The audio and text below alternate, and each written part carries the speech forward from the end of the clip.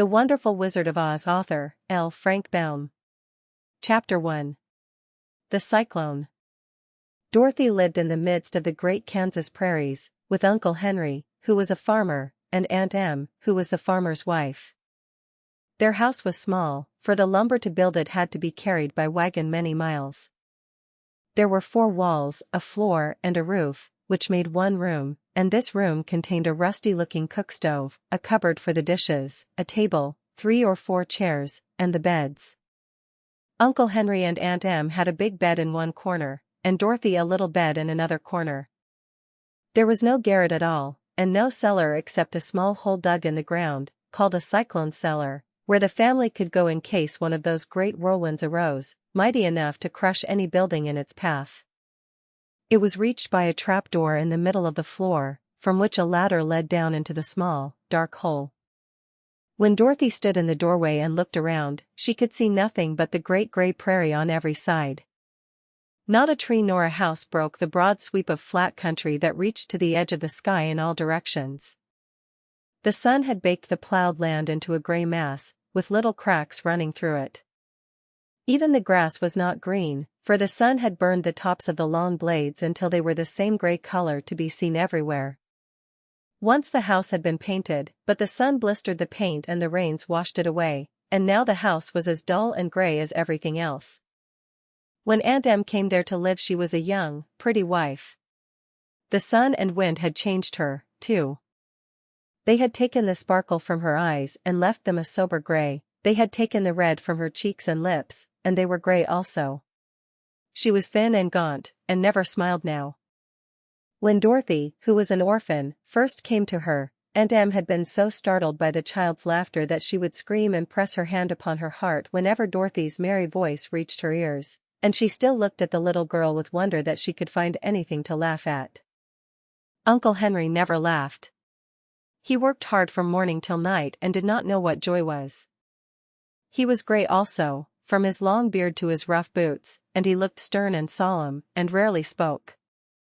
It was Toto that made Dorothy laugh, and saved her from growing as gray as her other surroundings.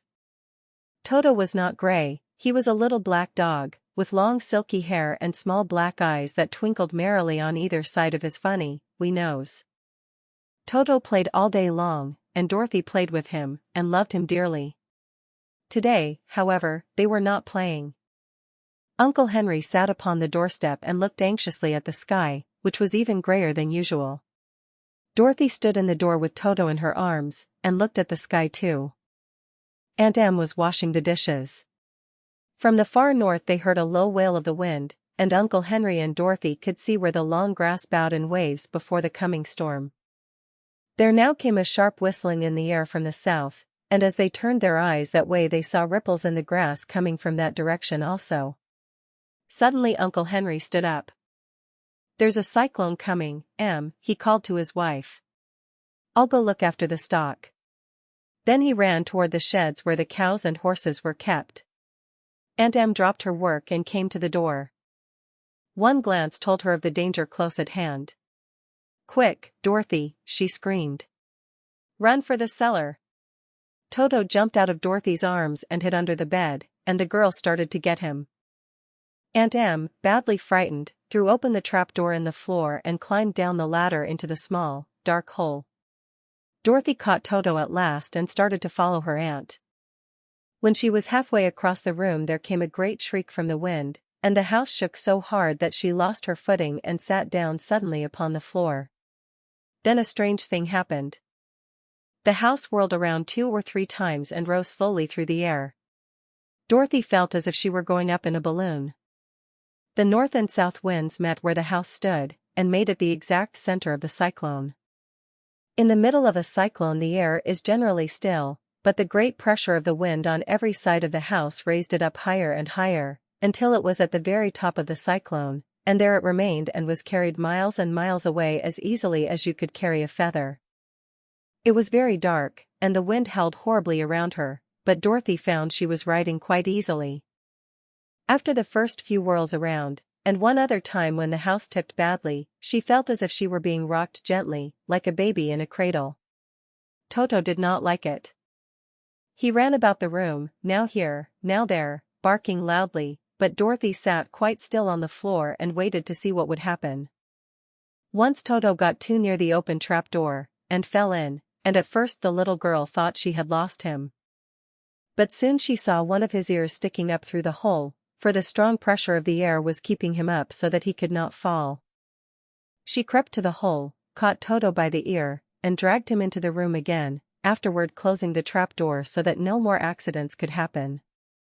Hour after hour passed away, and slowly Dorothy got over her fright, but she felt quite lonely, and the wind shrieked so loudly all about her that she nearly became deaf. At first she had wondered if she would be dashed to pieces when the house fell again, but as the hours passed and nothing terrible happened, she stopped worrying and resolved to wait calmly and see what the future would bring. At last she crawled over the swaying floor to her bed, and lay down upon it, and Toto followed and lay down beside her. In spite of the swaying of the house and the wailing of the wind, Dorothy soon closed her eyes and fell fast asleep. Chapter 2. The Council with the Munchkins. She was awakened by a shock, so sudden and severe that if Dorothy had not been lying on the soft bed she might have been hurt. As it was, the jar made her catch her breath and wonder what had happened, and Toto put his cold little nose into her face and whined dismally. Dorothy sat up and noticed that the house was not moving, nor was it dark, for the bright sunshine came in at the window, flooding the little room. She sprang from her bed and with Toto at her heels ran and opened the door. The little girl gave a cry of amazement and looked about her, her eyes growing bigger and bigger at the wonderful sights she saw. The cyclone had set the house down very gently for a cyclone in the midst of a country of marvelous beauty. There were lovely patches of greensward all about, with stately trees bearing rich and luscious fruits. Banks of gorgeous flowers were on every hand, and birds with rare and brilliant plumage sang and fluttered in the trees and bushes. A little way off was a small brook, rushing and sparkling along between green banks, and murmuring in a voice very grateful to a little girl who had lived so long on the dry, gray prairies. While she stood looking eagerly at the strange and beautiful sights, she noticed coming toward her a group of the queerest people she had ever seen. They were not as big as the grown folk she had always been used to, but neither were they very small. In fact, they seemed about as tall as Dorothy, who was a well-grown child for her age, although they were, so far as looks go, many years older. 3 were men and 1 a woman, and all were oddly dressed. They wore round hats that rose to a small point a foot above their heads, with little bells around the brims that tinkled sweetly as they moved. The hats of the men were blue, the little woman's hat was white, and she wore a white gown that hung in pleats from her shoulders. Over it were sprinkled little stars that glistened in the sun like diamonds. The men were dressed in blue, of the same shade as their hats, and wore well-polished boots with a deep roll of blue at the tops. The men, Dorothy thought, were about as old as Uncle Henry, for 2 of them had beards. But the little woman was doubtless much older. Her face was covered with wrinkles, her hair was nearly white, and she walked rather stiffly. When these people drew near the house where Dorothy was standing in the doorway, they paused and whispered among themselves, as if afraid to come farther. But the little old woman walked up to Dorothy, made a low bow and said, in a sweet voice, "You are welcome, most noble sorceress, to the land of the Munchkins. We are so grateful to you for having killed the wicked witch of the East, and for setting our people free from bondage." Dorothy listened to this speech with wonder. What could the little woman possibly mean by calling her a sorceress, and saying she had killed the wicked witch of the East? Dorothy was an innocent, harmless little girl, who had been carried by a cyclone many miles from home, and she had never killed anything in all her life. But the little woman evidently expected her to answer, so Dorothy said, with hesitation, "You are very kind, but there must be some mistake. I have not killed anything."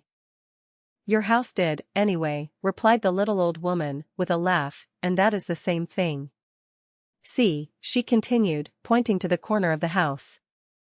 "There are her 2 feet, still sticking out from under a block of wood." Dorothy looked, and gave a little cry of fright. There, indeed, just under the corner of the great beam the house rested on, 2 feet were sticking out, shod in silver shoes with pointed toes. "Oh, dear! Oh, dear!" cried Dorothy, clasping her hands together in dismay.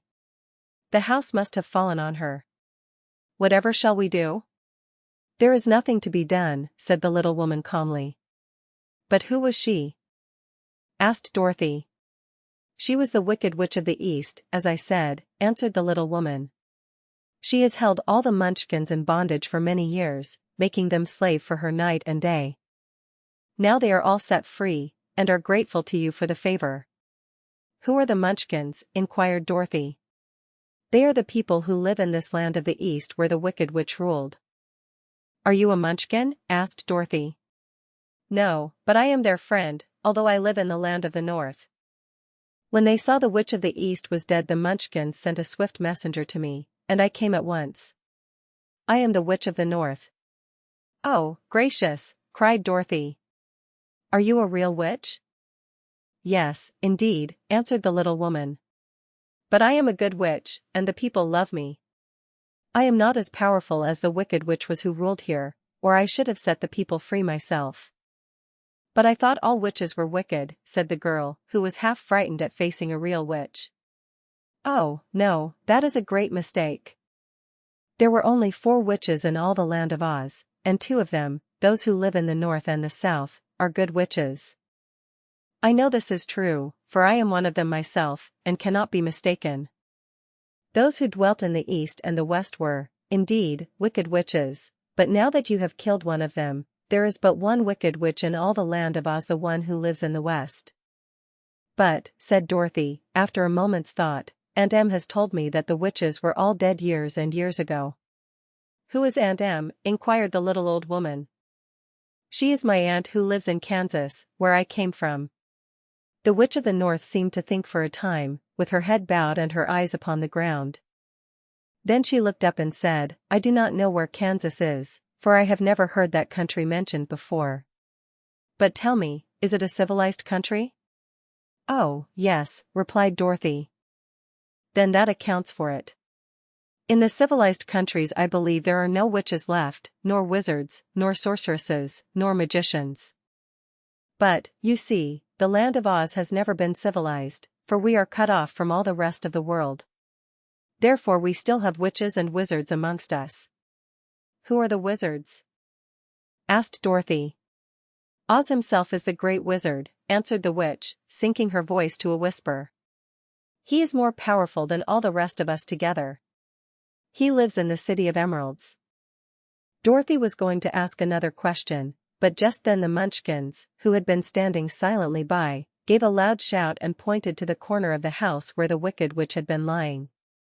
What is it? Asked the little old woman, and looked, and began to laugh. The feet of the dead witch had disappeared entirely, and nothing was left but the silver shoes. She was so old, explained the Witch of the North, that she dried up quickly in the sun. That is the end of her.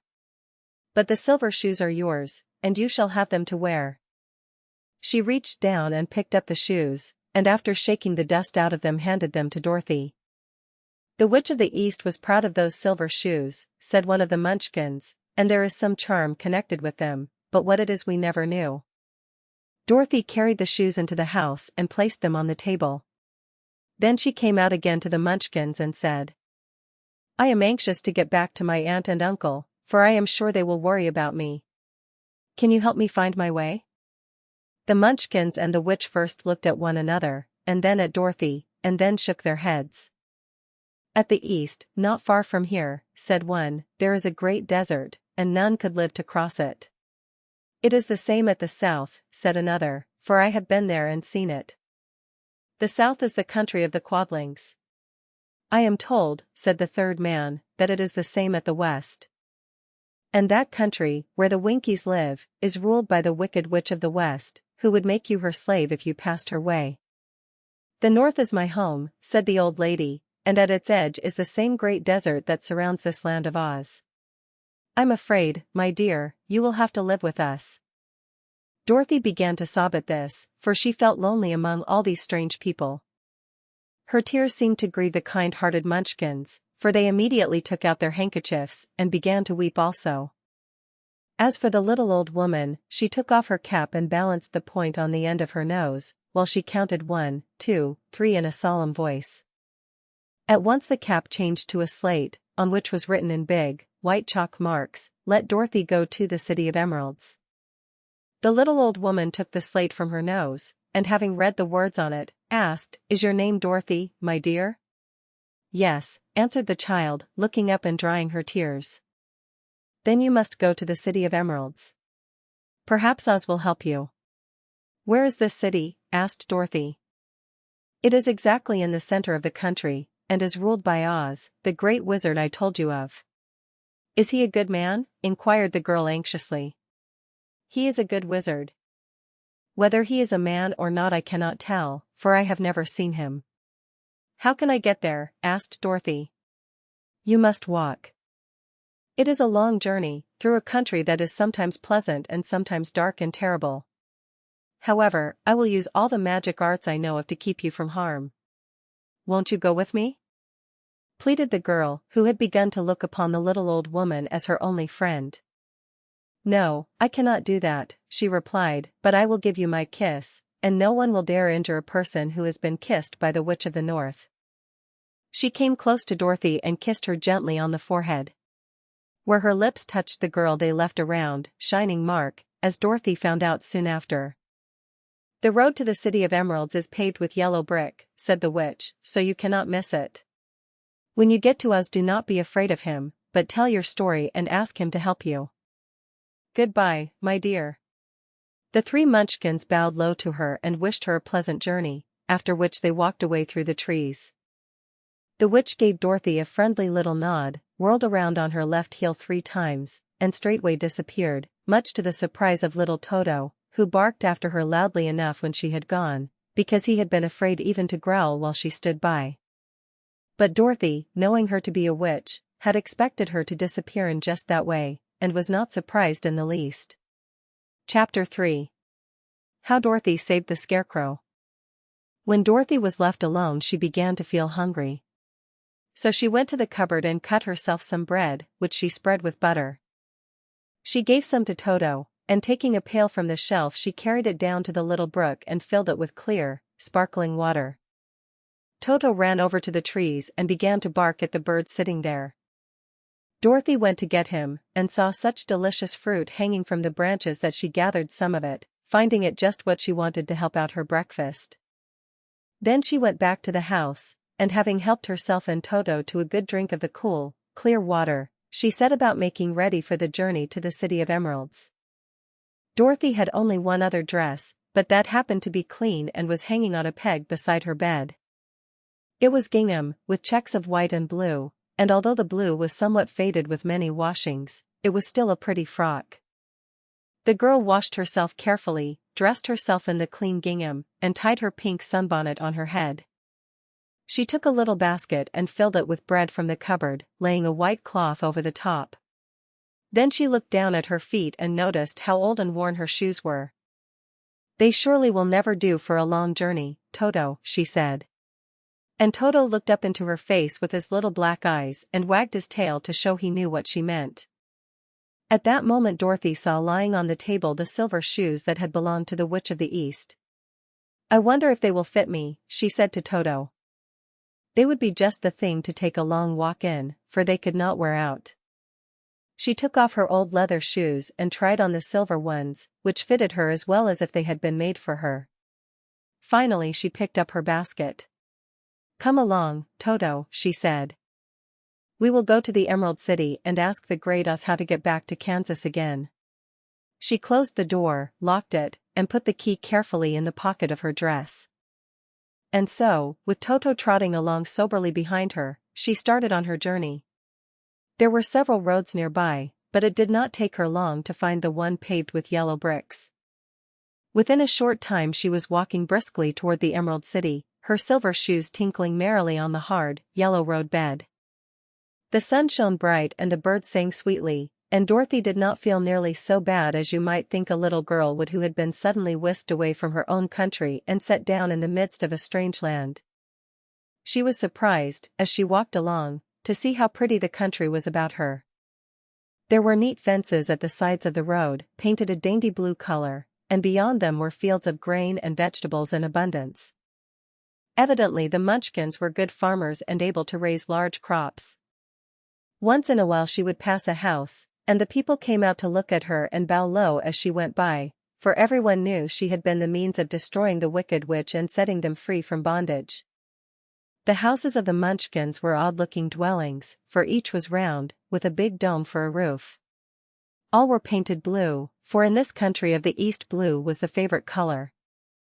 Toward evening, when Dorothy was tired with her long walk and began to wonder where she should pass the night, she came to a house rather larger than the rest. On the green lawn before it many men and women were dancing. 5 little fiddlers played as loudly as possible, and the people were laughing and singing, while a big table nearby was loaded with delicious fruits and nuts, pies and cakes, and many other good things to eat. The people greeted Dorothy kindly, and invited her to supper and to pass the night with them, for this was the home of one of the richest Munchkins in the land, and his friends were gathered with him to celebrate their freedom from the bondage of the wicked witch. Dorothy ate a hearty supper and was waited upon by the rich Munchkin himself, whose name was Baum. Then she sat upon a settee and watched the people dance. When Baum saw her silver shoes he said, "You must be a great sorceress." "Why?" asked the girl. "Because you wear silver shoes and have killed the wicked witch. Besides, you have white in your frock, and only witches and sorceresses wear white." "My dress is blue and white checked," said Dorothy, smoothing out the wrinkles in it. "It is kind of you to wear that," said Baum. "Blue is the color of the Munchkins, and white is the witch color. So we know you are a friendly witch." Dorothy did not know what to say to this, for all the people seemed to think her a witch, and she knew very well she was only an ordinary little girl who had come by the chance of a cyclone into a strange land. When she had tired watching the dancing, Baum led her into the house, where he gave her a room with a pretty bed in it. The sheets were made of blue cloth, and Dorothy slept soundly in them till morning, with Toto curled up on the blue rug beside her. She ate a hearty breakfast, and watched a wee Munchkin baby, who played with Toto and pulled his tail and crowed and laughed in a way that greatly amused Dorothy. Toto was a fine curiosity to all the people, for they had never seen a dog before. "How far is it to the Emerald City?" the girl asked. "I do not know," answered Baum gravely, "for I have never been there. It is better for people to keep away from Oz, unless they have business with him. But it is a long way to the Emerald City, and it will take you many days. The country here is rich and pleasant, but you must pass through rough and dangerous places before you reach the end of your journey." This worried Dorothy a little, but she knew that only the great Oz could help her get to Kansas again, so she bravely resolved not to turn back. She bade her friends goodbye, and again started along the road of yellow brick. When she had gone several miles she thought she would stop to rest, and so climbed to the top of the fence beside the road and sat down. There was a great cornfield beyond the fence, and not far away she saw a scarecrow, placed high on a pole to keep the birds from the ripe corn. Dorothy leaned her chin upon her hand and gazed thoughtfully at the scarecrow. Its head was a small sack stuffed with straw, with eyes, nose, and mouth painted on it to represent a face. An old, pointed blue hat, that had belonged to some Munchkin, was perched on his head, and the rest of the figure was a blue suit of clothes, worn and faded, which had also been stuffed with straw. On the feet were some old boots with blue tops, such as every man wore in this country, and the figure was raised above the stalks of corn by means of the pole stuck up its back. While Dorothy was looking earnestly into the queer, painted face of the scarecrow, she was surprised to see one of the eyes slowly wink at her. She thought she must have been mistaken at first, for none of the scarecrows in Kansas ever wink, but presently the figure nodded its head to her in a friendly way. Then she climbed down from the fence and walked up to it, while Toto ran around the pole and barked. "Good day," said the scarecrow, in a rather husky voice. "Did you speak?" asked the girl, in wonder. "Certainly," answered the scarecrow. "How do you do?" "I'm pretty well, thank you," replied Dorothy politely. "How do you do?" "I'm not feeling well," said the scarecrow, with a smile, "for it is very tedious being perched up here night and day to scare away crows." "Can't you get down?" asked Dorothy. "No, for this pole is stuck up my back." If you will please take away the pole, I shall be greatly obliged to you. Dorothy reached up both arms and lifted the figure off the pole, for, being stuffed with straw, it was quite light. Thank you very much, said the Scarecrow, when he had been set down on the ground. I feel like a new man. Dorothy was puzzled at this, for it sounded queer to hear a stuffed man speak, and to see him bow and walk along beside her. Who are you? Asked the Scarecrow when he had stretched himself and yawned. And where are you going? My name is Dorothy, said the girl, and I am going to the Emerald City, to ask the Great Oz to send me back to Kansas. Where is the Emerald City? He inquired. And who is Oz? Why, don't you know? She returned, in surprise. No, indeed. I don't know anything. You see, I am stuffed, so I have no brains at all, he answered sadly.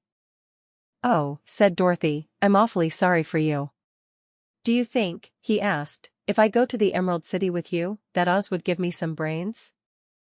I cannot tell, she returned, but you may come with me, if you like. If Oz will not give you any brains, you will be no worse off than you are now. That is true, said the Scarecrow. You see, he continued confidentially, I don't mind my legs and arms and body being stuffed, because I cannot get hurt. If anyone treads on my toes or sticks a pin into me, it doesn't matter, for I can't feel it.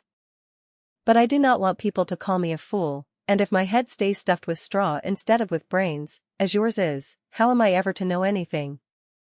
I understand how you feel, said the little girl, who was truly sorry for him. If you will come with me, I'll ask Oz to do all he can for you. Thank you, he answered gratefully. They walked back to the road. Dorothy helped him over the fence, and they started along the path of yellow brick for the Emerald City. Toto did not like this addition to the party at first.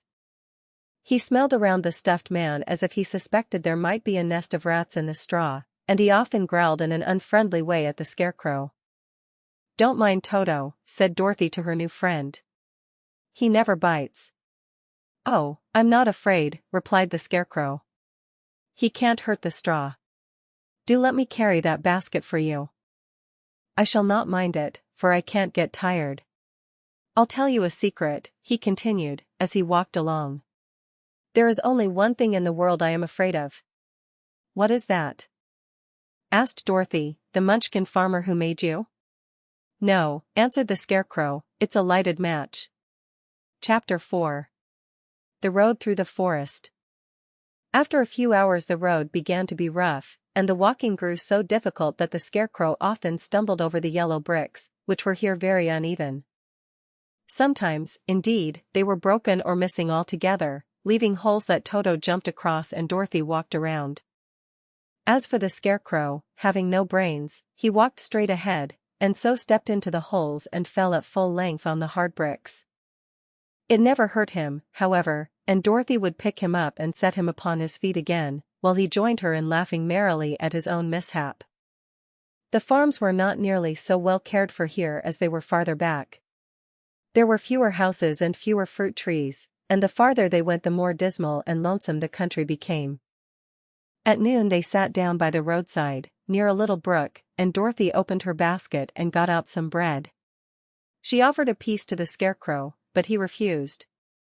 I am never hungry, he said, and it is a lucky thing I am not, for my mouth is only painted, and if I should cut a hole in it so I could eat, the straw I am stuffed with would come out, and that would spoil the shape of my head. Dorothy saw at once that this was true, so she only nodded and went on eating her bread.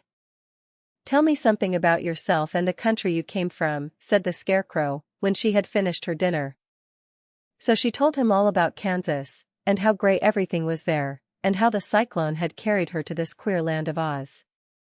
The Scarecrow listened carefully, and said, I cannot understand why you should wish to leave this beautiful country and go back to the dry, gray place you call Kansas. That is because you have no brains, answered the girl. No matter how dreary and gray our homes are, we people of flesh and blood would rather live there than in any other country, be it ever so beautiful. There is no place like home. The Scarecrow sighed. Of course I cannot understand it, he said. If your heads were stuffed with straw, like mine, you would probably all live in the beautiful places, and then Kansas would have no people at all. It is fortunate for Kansas that you have brains. Won't you tell me a story, while we are resting? Asked the child.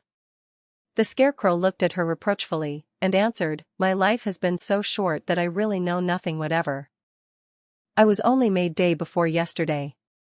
What happened in the world before that time is all unknown to me. Luckily, when the farmer made my head, one of the first things he did was to paint my ears, so that I heard what was going on. There was another Munchkin with him, and the first thing I heard was the farmer saying, How do you like those ears?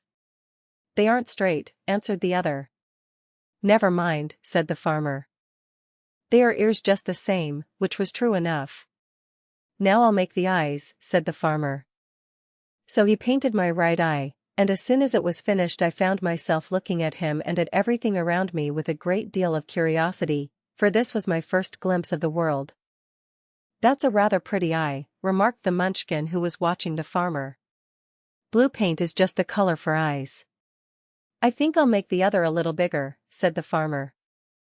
And when the second eye was done I could see much better than before. Then he made my nose and my mouth. But I did not speak, because at that time I didn't know what a mouth was for. I had the fun of watching them make my body and my arms and legs, and when they fastened on my head, at last, I felt very proud, for I thought I was just as good a man as anyone. This fellow will scare the crows fast enough, said the farmer. He looks just like a man.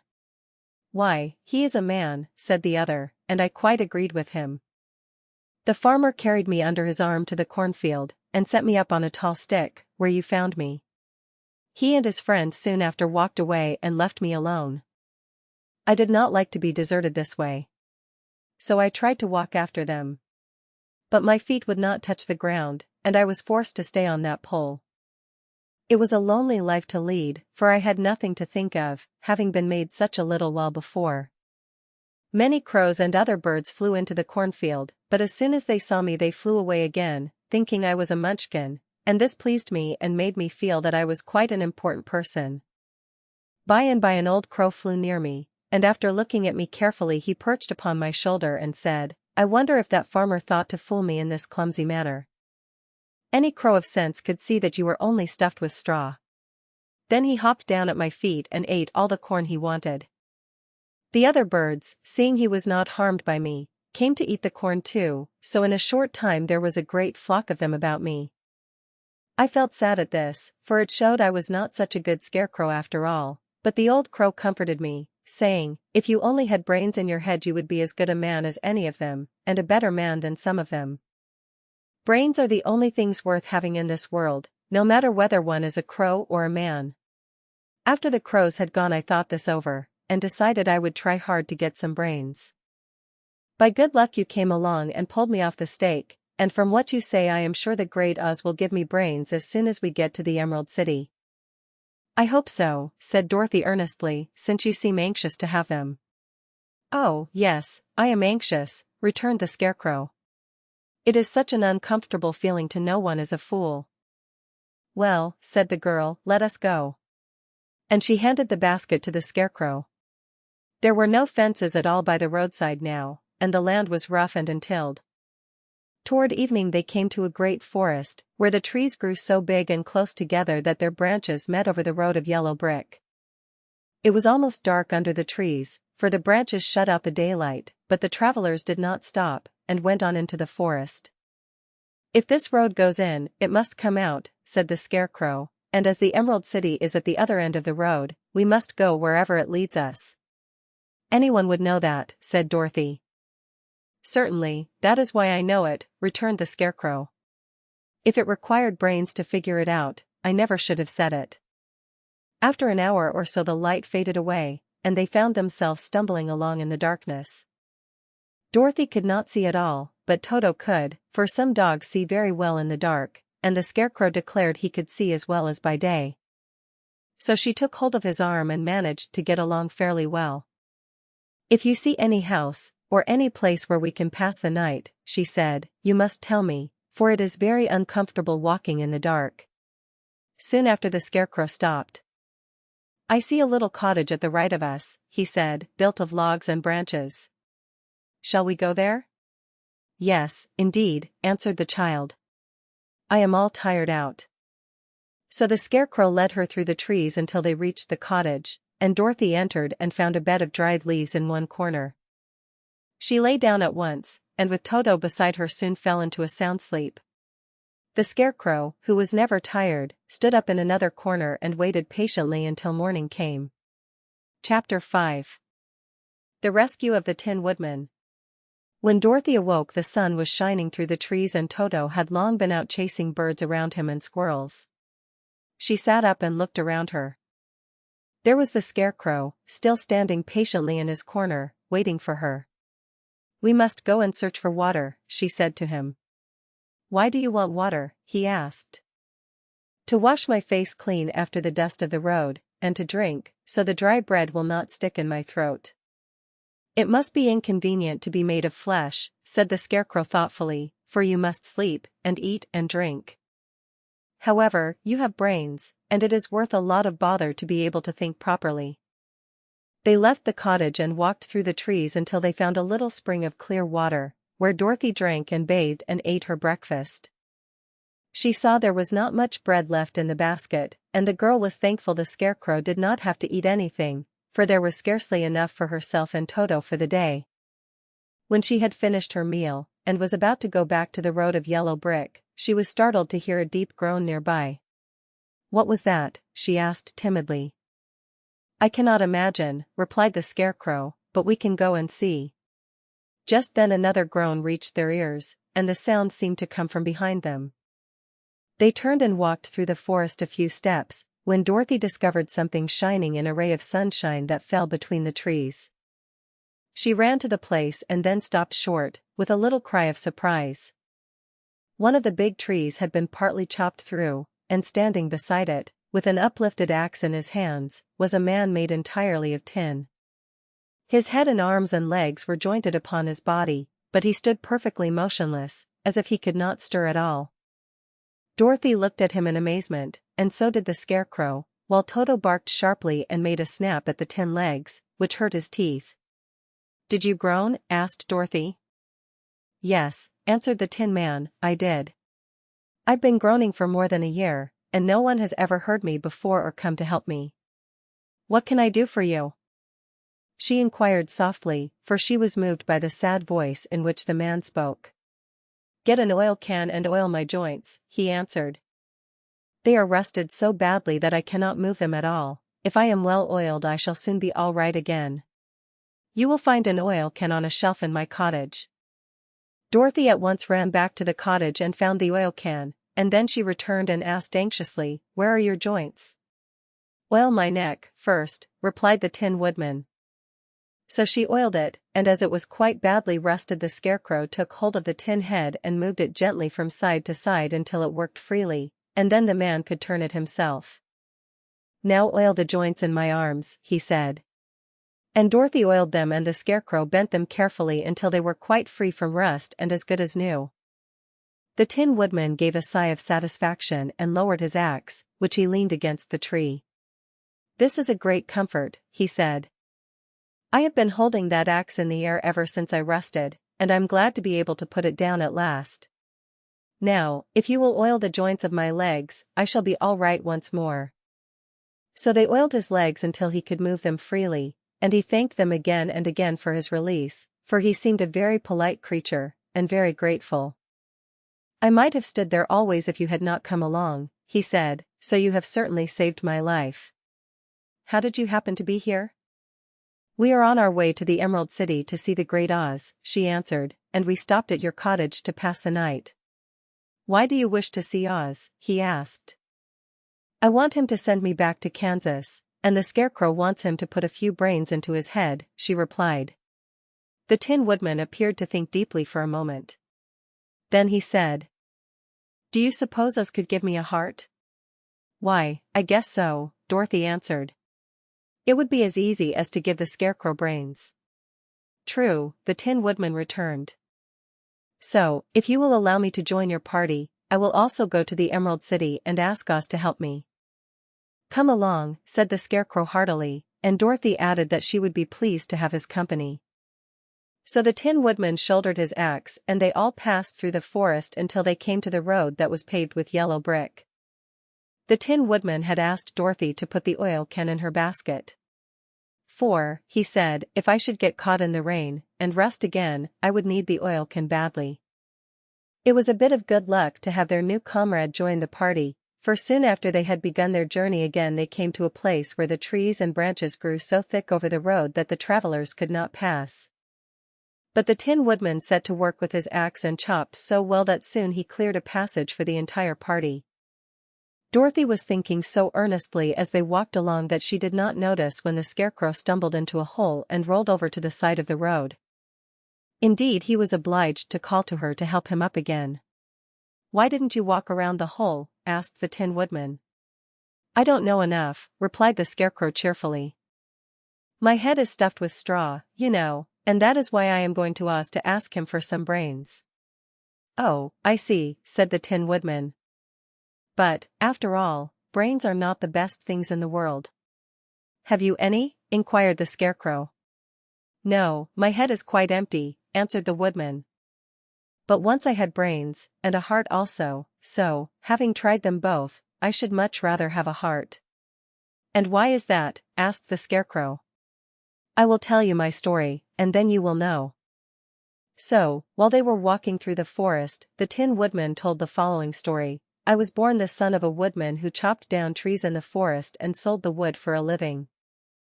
When I grew up, I too became a wood chopper, and after my father died I took care of my old mother as long as she lived.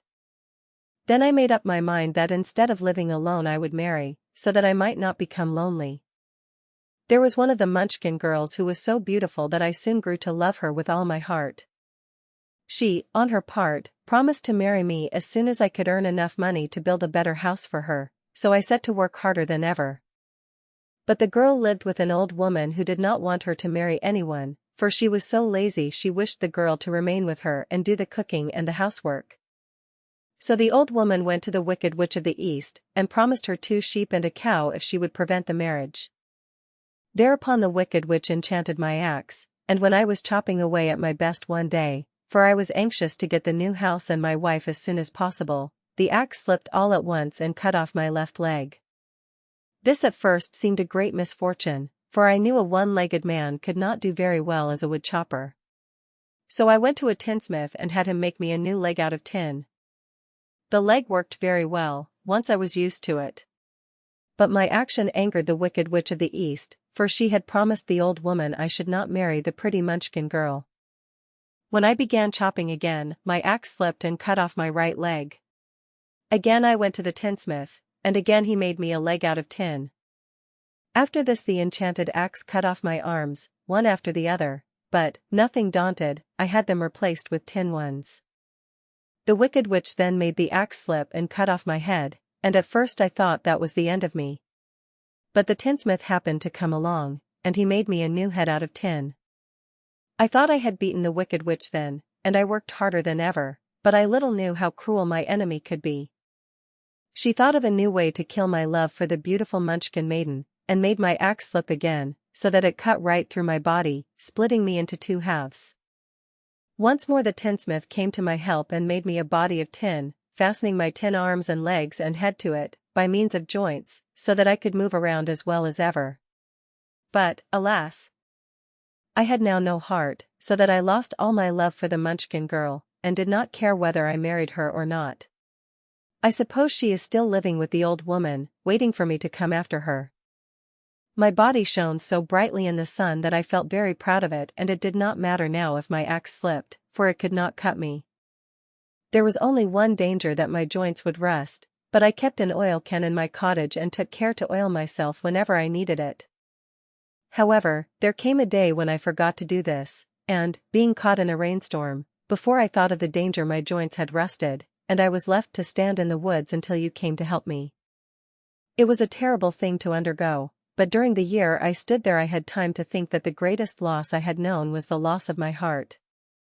While I was in love I was the happiest man on earth, but no one can love who has not a heart, and so I am resolved to ask Oz to give me one. If he does, I will go back to the Munchkin maiden and marry her. Both Dorothy and the Scarecrow had been greatly interested in the story of the Tin Woodman, and now they knew why he was so anxious to get a new heart.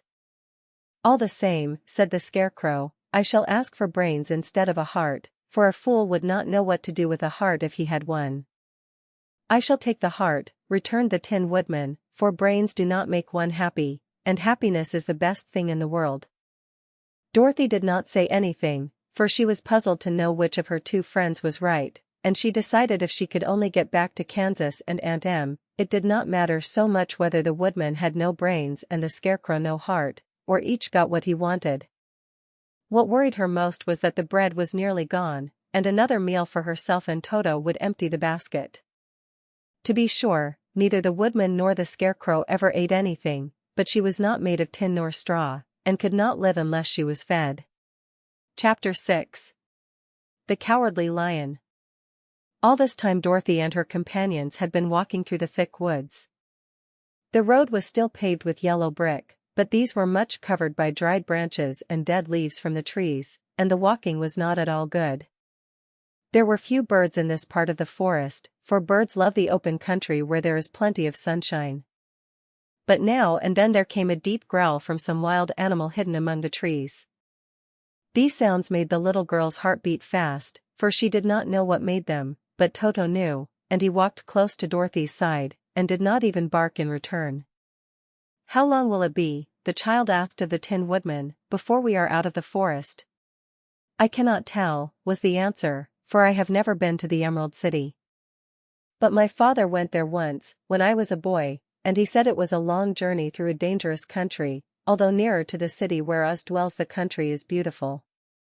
But I am not afraid so long as I have my oil can, and nothing can hurt the Scarecrow, while you bear upon your forehead the mark of the Good Witch's kiss, and that will protect you from harm. But Toto, said the girl anxiously. What will protect him? We must protect him ourselves if he is in danger, replied the Tin Woodman. Just as he spoke there came from the forest a terrible roar, and the next moment a great lion bounded into the road. With one blow of his paw he sent the Scarecrow spinning over and over to the edge of the road, and then he struck at the Tin Woodman with his sharp claws. But, to the lion's surprise, he could make no impression on the tin, although the Woodman fell over in the road and lay still. Little Toto, now that he had an enemy to face, ran barking toward the lion, and the great beast had opened his mouth to bite the dog, when Dorothy, fearing Toto would be killed, and heedless of danger, rushed forward and slapped the lion upon his nose as hard as she could, while she cried out. Don't you dare to bite Toto. You ought to be ashamed of yourself, a big beast like you, to bite a poor little dog. I didn't bite him, said the lion, as he rubbed his nose with his paw where Dorothy had hit it. No, but you tried to, she retorted. You are nothing but a big coward. I know it, said the lion, hanging his head in shame. I've always known it. But how can I help it? I don't know, I'm sure. To think of your striking a stuffed man, like the poor Scarecrow. Is he stuffed? Asked the lion in surprise, as he watched her pick up the Scarecrow and set him upon his feet, while she patted him into shape again. Of course he's stuffed, replied Dorothy, who was still angry. That's why he went over so easily, remarked the lion.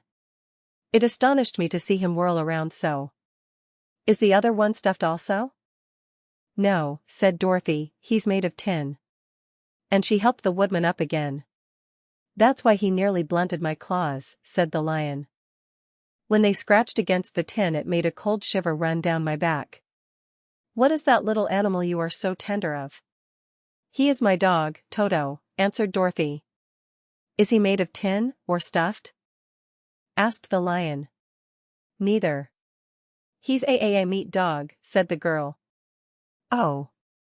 He's a curious animal and seems remarkably small, now that I look at him. No one would think of biting such a little thing, except a coward like me, continued the lion sadly. What makes you a coward? Asked Dorothy, looking at the great beast in wonder, for he was as big as a small horse. It's a mystery, replied the lion. I suppose I was born that way. All the other animals in the forest naturally expect me to be brave, for the lion is everywhere thought to be the king of beasts. I learned that if I roared very loudly every living thing was frightened and got out of my way. Whenever I've met a man I've been awfully scared, but I just roared at him, and he has always run away as fast as he could go. If the elephants and the tigers and the bears had ever tried to fight me, I should have run myself. I'm such a coward, but just as soon as they hear me roar they all try to get away from me, and of course I let them go. But that isn't right. The king of beasts shouldn't be a coward, said the Scarecrow.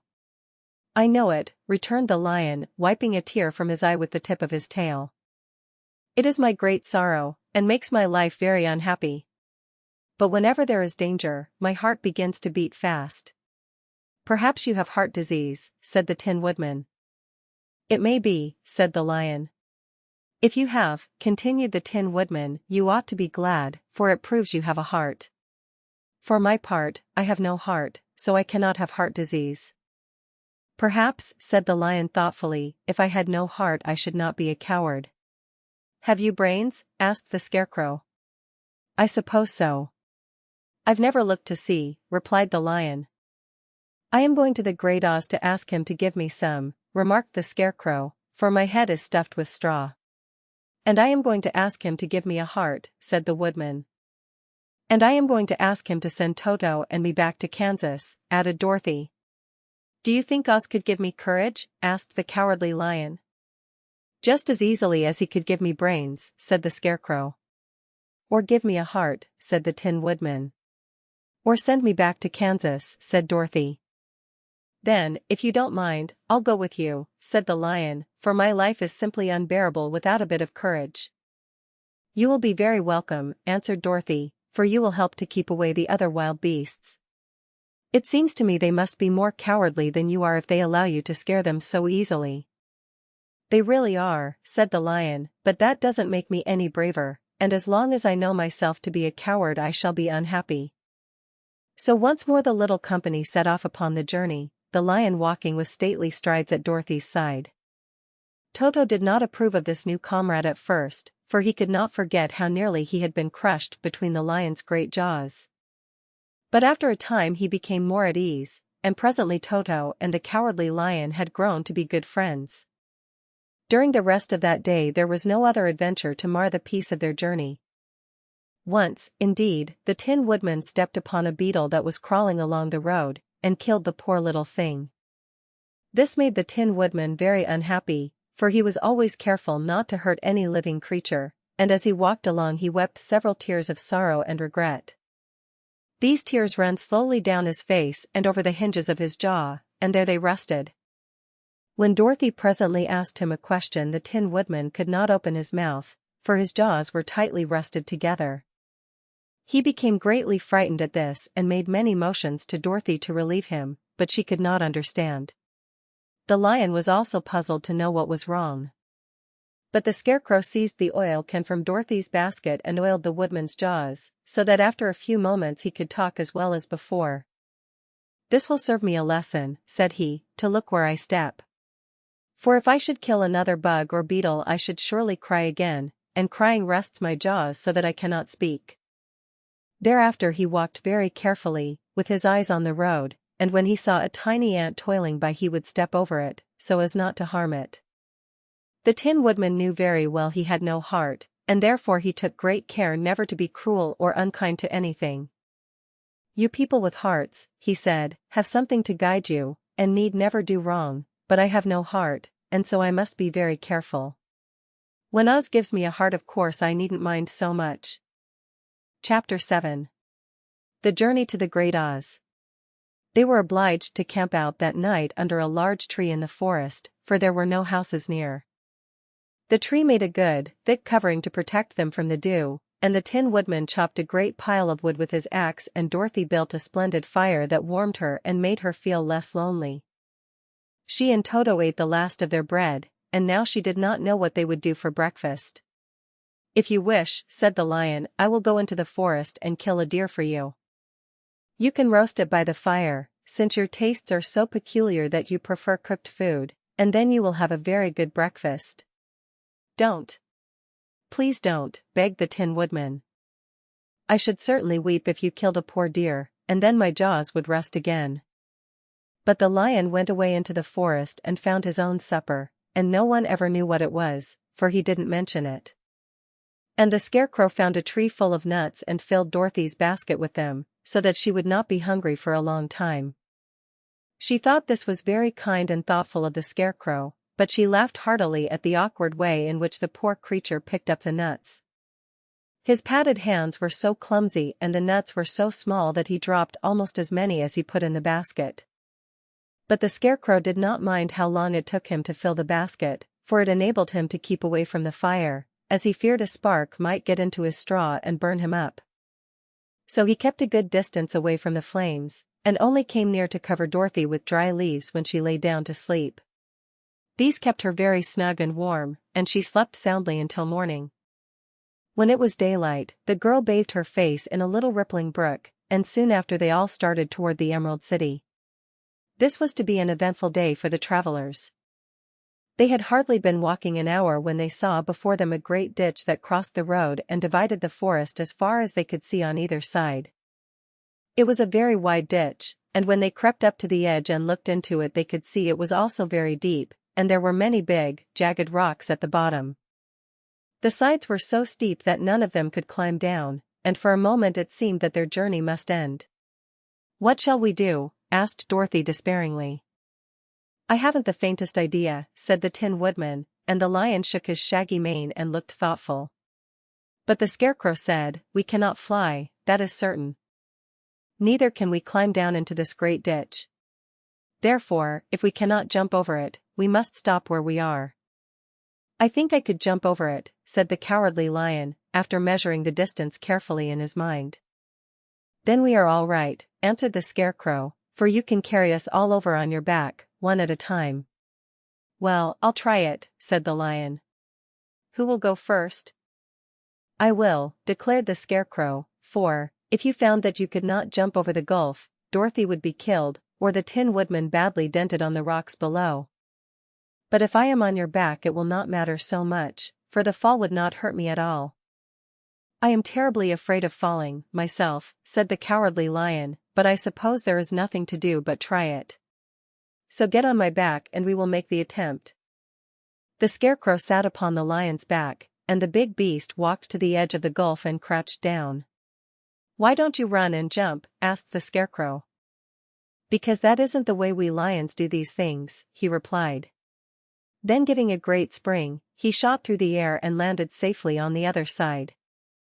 They were all greatly pleased to see how easily he did it, and after the Scarecrow had got down from his back the lion sprang across the ditch again. Dorothy thought she would go next, so she took Toto in her arms and climbed on the lion's back, holding tightly to his mane with one hand. The next moment it seemed as if she were flying through the air, and then, before she had time to think about it, she was safe on the other side. The lion went back a third time and got the Tin Woodman, and then they all sat down for a few moments to give the beast a chance to rest, for his great leaps had made his breath short, and he panted like a big dog that has been running too long. They found the forest very thick on this side, and it looked dark and gloomy. After the lion had rested they started along the road of yellow brick, silently wondering, each in his own mind, if ever they would come to the end of the woods and reach the bright sunshine again. To add to their discomfort, they soon heard strange noises in the depths of the forest, and the lion whispered to them that it was in this part of the country that the Kalidas lived. "What are the Kalidas?" asked the girl. "They are monstrous beasts with bodies like bears and heads like tigers," replied the lion, "and with claws so long and sharp that they could tear me in two as easily as I could kill Toto. I'm terribly afraid of the Kalidas." "I'm not surprised that you are," returned Dorothy. "They must be dreadful beasts." The lion was about to reply when suddenly they came to another gulf across the road. But this one was so broad and deep that the lion knew at once he could not leap across it.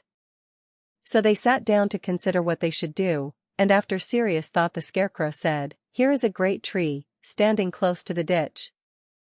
If the Tin Woodman can chop it down, so that it will fall to the other side, we can walk across it easily." "That is a first-rate idea," said the lion. "One would almost suspect you had brains in your head, instead of straw." The Woodman set to work at once, and so sharp was his axe that the tree was soon chopped nearly through. Then the lion put his strong front legs against the tree and pushed with all his might, and slowly the big tree tipped and fell with a crash across the ditch, with its top branches on the other side. They had just started to cross this queer bridge when a sharp growl made them all look up, and to their horror they saw running toward them two great beasts with bodies like bears and heads like tigers. "They are the Kalidas," said the Cowardly Lion, beginning to tremble. "Quick!" cried the Scarecrow. "Let us cross over." So Dorothy went first, holding Toto in her arms, the Tin Woodman followed, and the Scarecrow came next.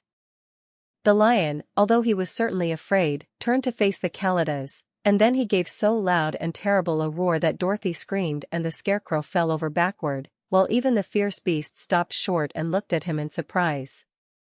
But, seeing they were bigger than the lion, and remembering that there were two of them and only one of him, the Kalidas again rushed forward, and the lion crossed over the tree and turned to see what they would do next.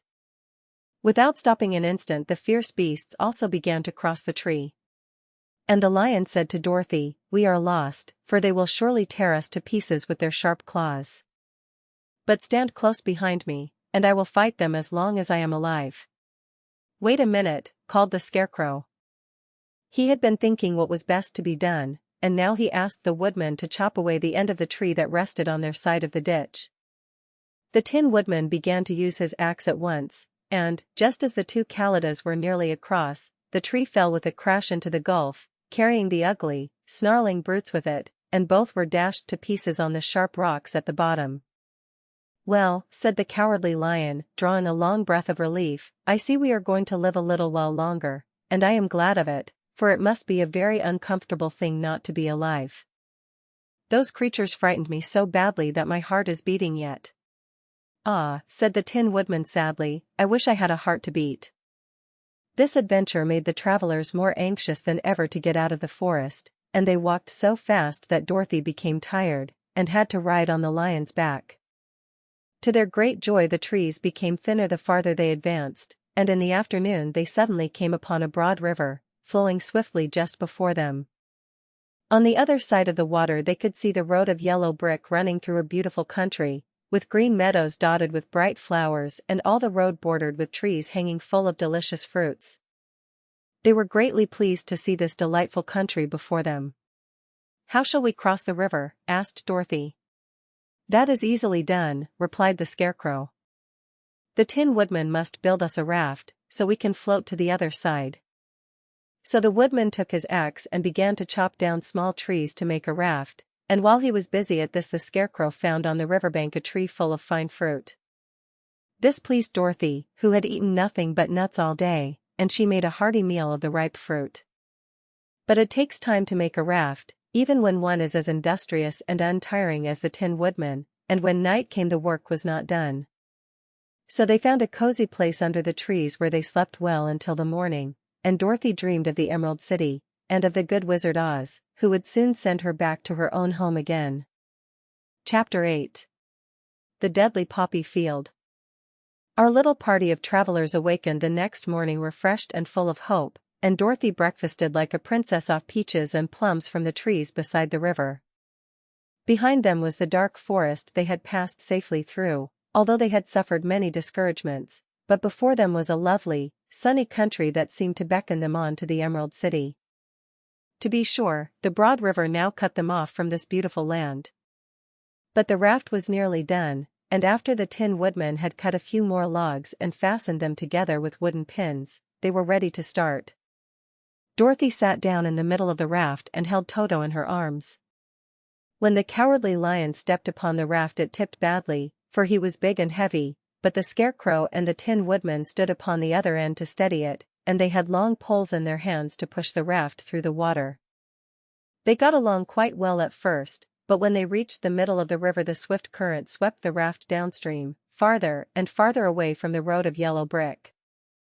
And the water grew so deep that the long poles would not touch the bottom.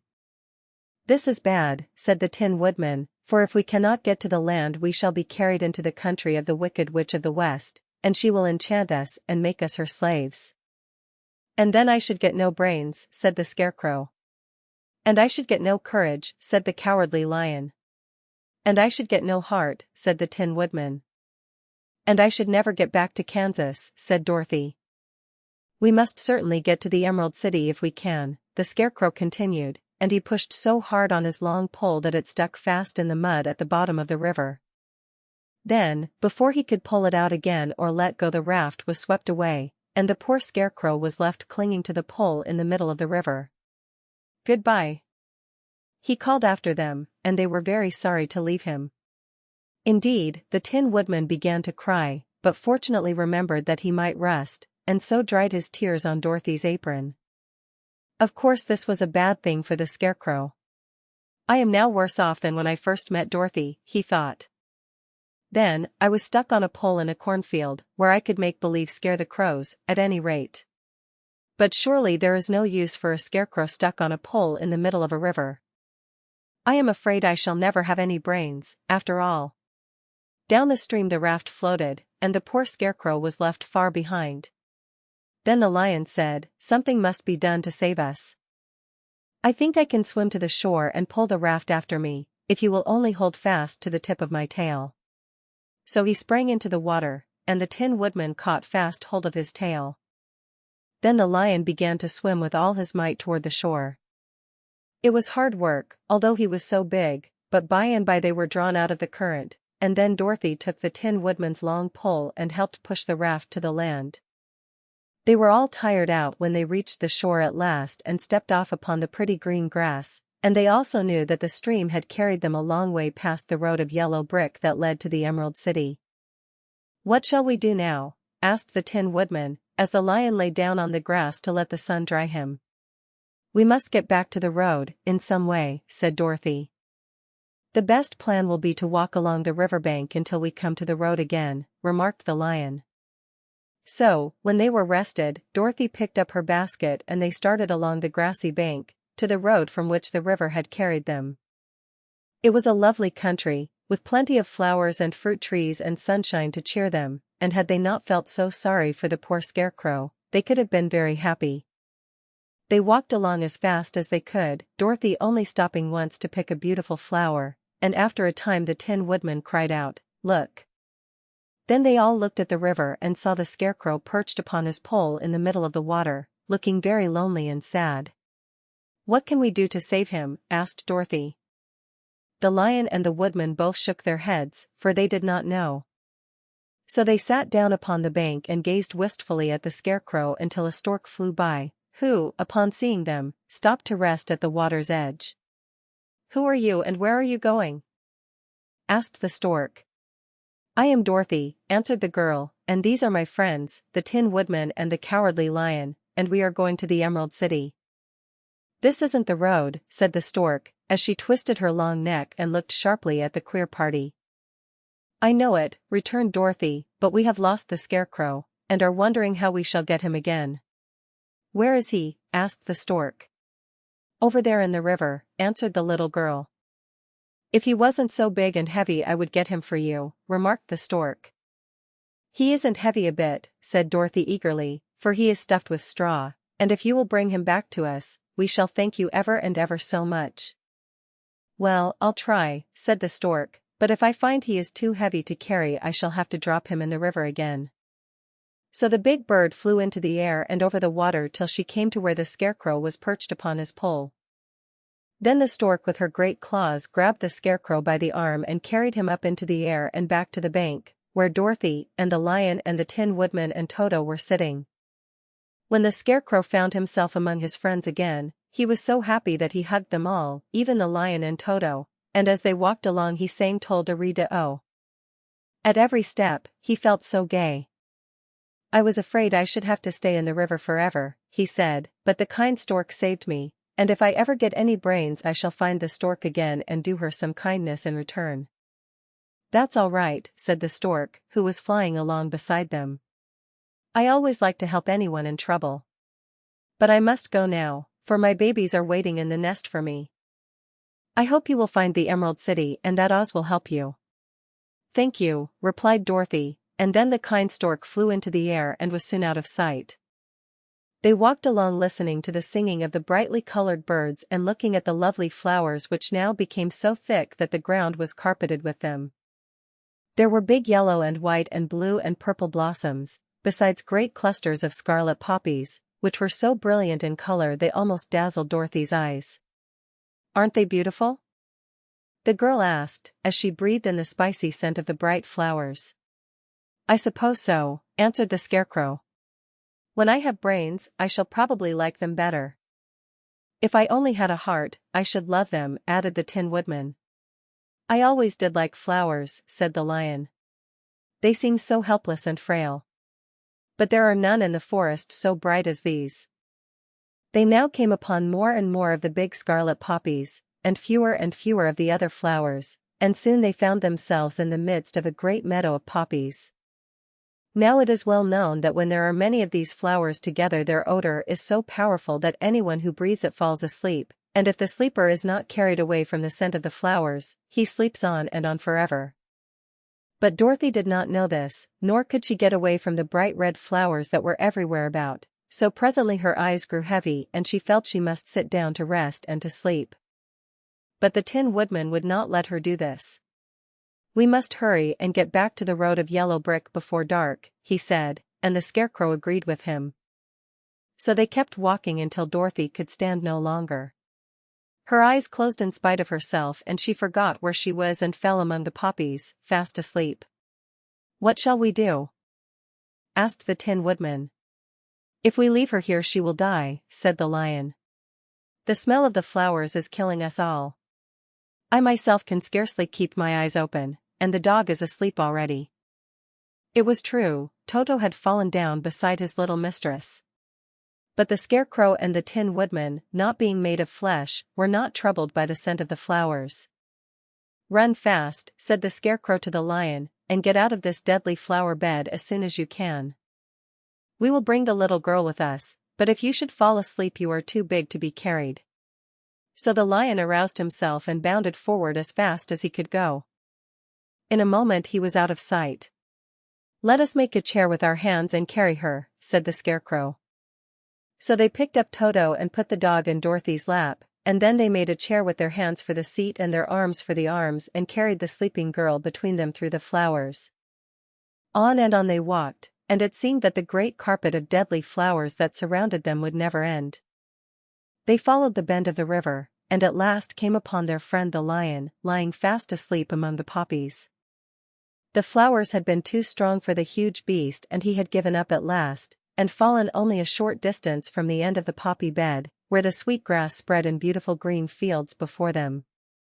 "We can do nothing for him," said the Tin Woodman, sadly, "for he is much too heavy to lift. We must leave him here to sleep on forever, and perhaps he will dream that he has found courage at last." "I'm sorry," said the Scarecrow. The Lion was a very good comrade for one so cowardly. "But let us go on."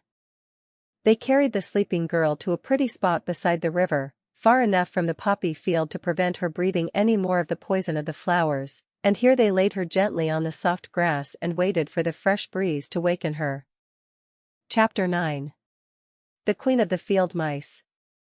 "We cannot be far from the road of yellow brick, now," remarked the Scarecrow, as he stood beside the girl, "for we have come nearly as far as the river carried us away." The Tin Woodman was about to reply when he heard a low growl, and turning his head, which worked beautifully on hinges, he saw a strange beast come bounding over the grass toward them. It was, indeed, a great yellow wildcat, and the Woodman thought it must be chasing something, for its ears were lying close to its head and its mouth was wide open, showing 2 rows of ugly teeth, while its red eyes glowed like balls of fire.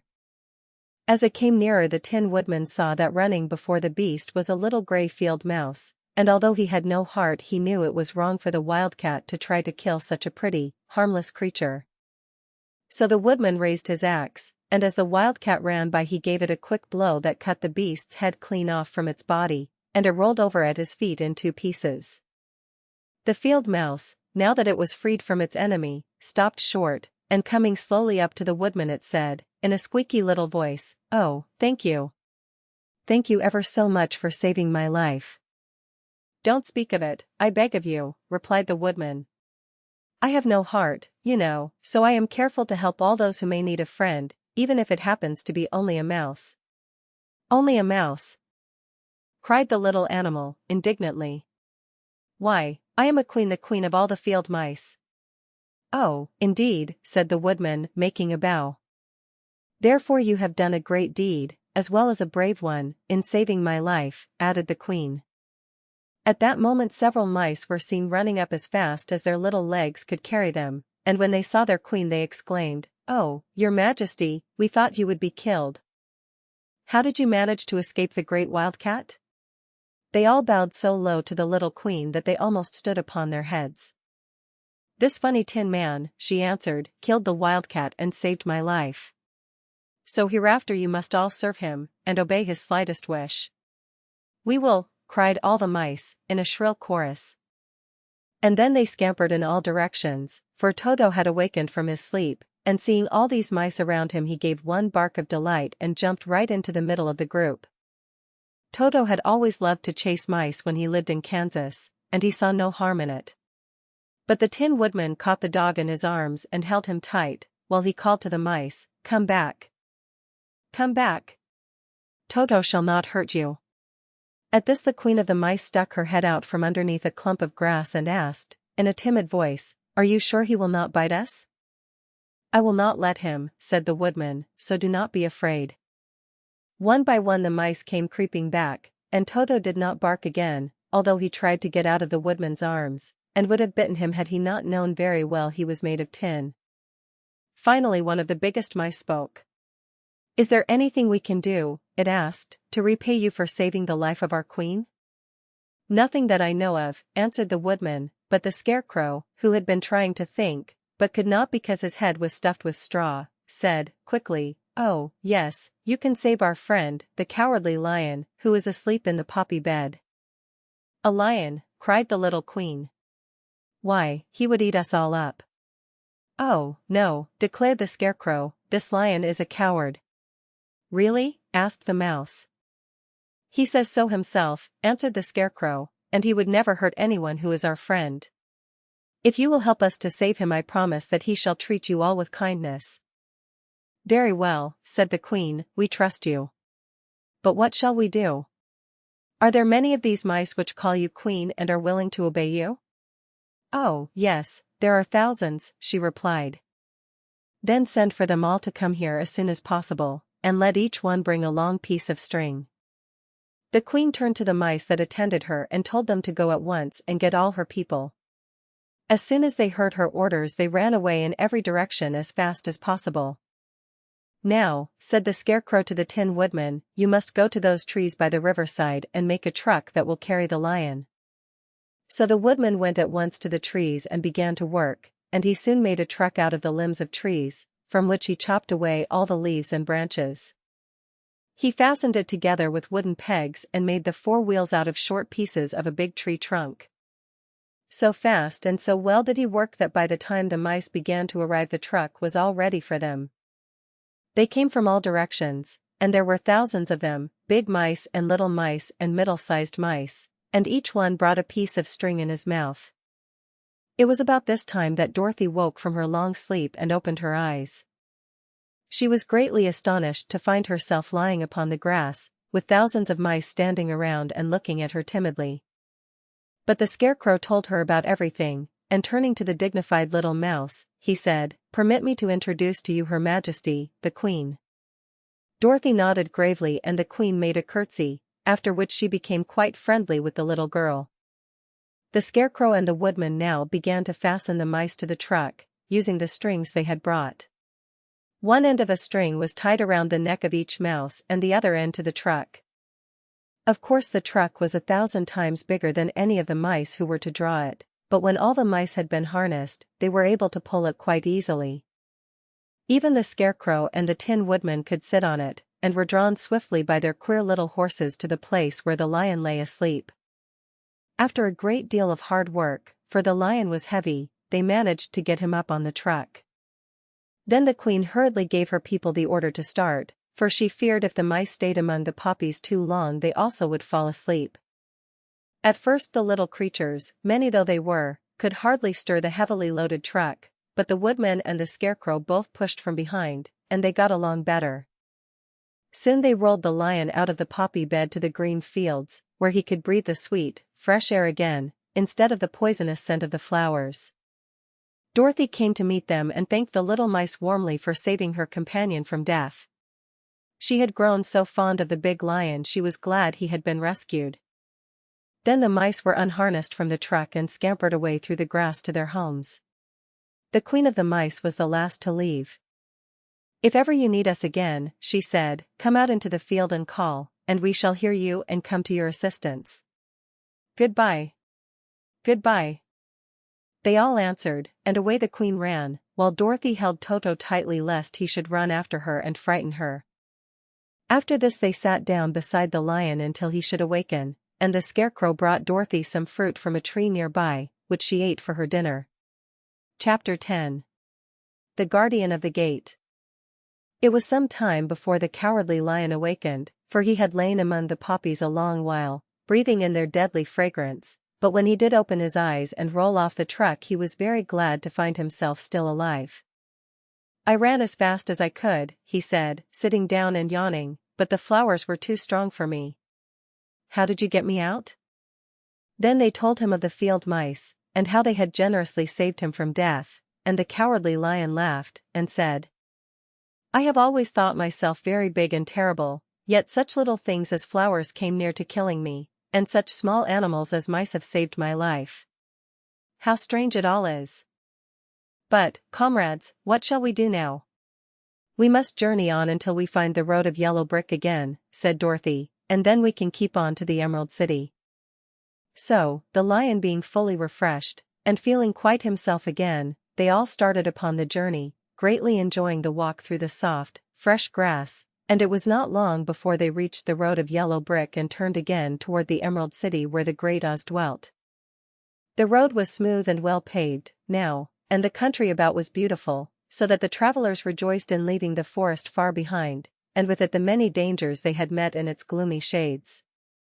Once more they could see fences built beside the road, but these were painted green, and when they came to a small house, in which a farmer evidently lived, that also was painted green. They passed by several of these houses during the afternoon, and sometimes people came to the doors and looked at them as if they would like to ask questions, but no one came near them nor spoke to them because of the great lion, of which they were very much afraid. The people were all dressed in clothing of a lovely emerald green color and wore peaked hats like those of the Munchkins. "This must be the land of Oz," said Dorothy, "and we are surely getting near the Emerald City." "Yes," answered the Scarecrow. "Everything is green here, while in the country of the Munchkins blue was the favorite color. But the people do not seem to be as friendly as the Munchkins, and I'm afraid we shall be unable to find a place to pass the night." "I should like something to eat besides fruit," said the girl, "and I'm sure Toto is nearly starved. Let us stop at the next house and talk to the people." So, when they came to a good-sized farmhouse, Dorothy walked boldly up to the door and knocked. A woman opened it just far enough to look out, and said, "What do you want, child, and why is that great lion with you?" "We wish to pass the night with you, if you will allow us," answered Dorothy, "and the lion is my friend and comrade, and would not hurt you for the world." "Is he tame?" asked the woman, opening the door a little wider. "Oh, yes," said the girl, "and he is a great coward, too. He will be more afraid of you than you are of him." "Well," said the woman, after thinking it over and taking another peep at the lion, "if that is the case you may come in, and I will give you some supper and a place to sleep." So they all entered the house, where there were, besides the woman, 2 children and a man. The man had hurt his leg, and was lying on the couch in a corner. They seemed greatly surprised to see so strange a company, and while the woman was busy laying the table the man asked, "Where are you all going?" "To the Emerald City," said Dorothy, "to see the Great Oz." "Oh, indeed," exclaimed the man. "Are you sure that Oz will see you?" "Why not?" she replied. "Why, it is said that he never lets anyone come into his presence." "I have been to the Emerald City many times, and it is a beautiful and wonderful place, but I have never been permitted to see the Great Oz, nor do I know of any living person who has seen him." Does he never go out? Asked the Scarecrow. Never. He sits day after day in the great throne room of his palace, and even those who wait upon him do not see him face to face. What is he like?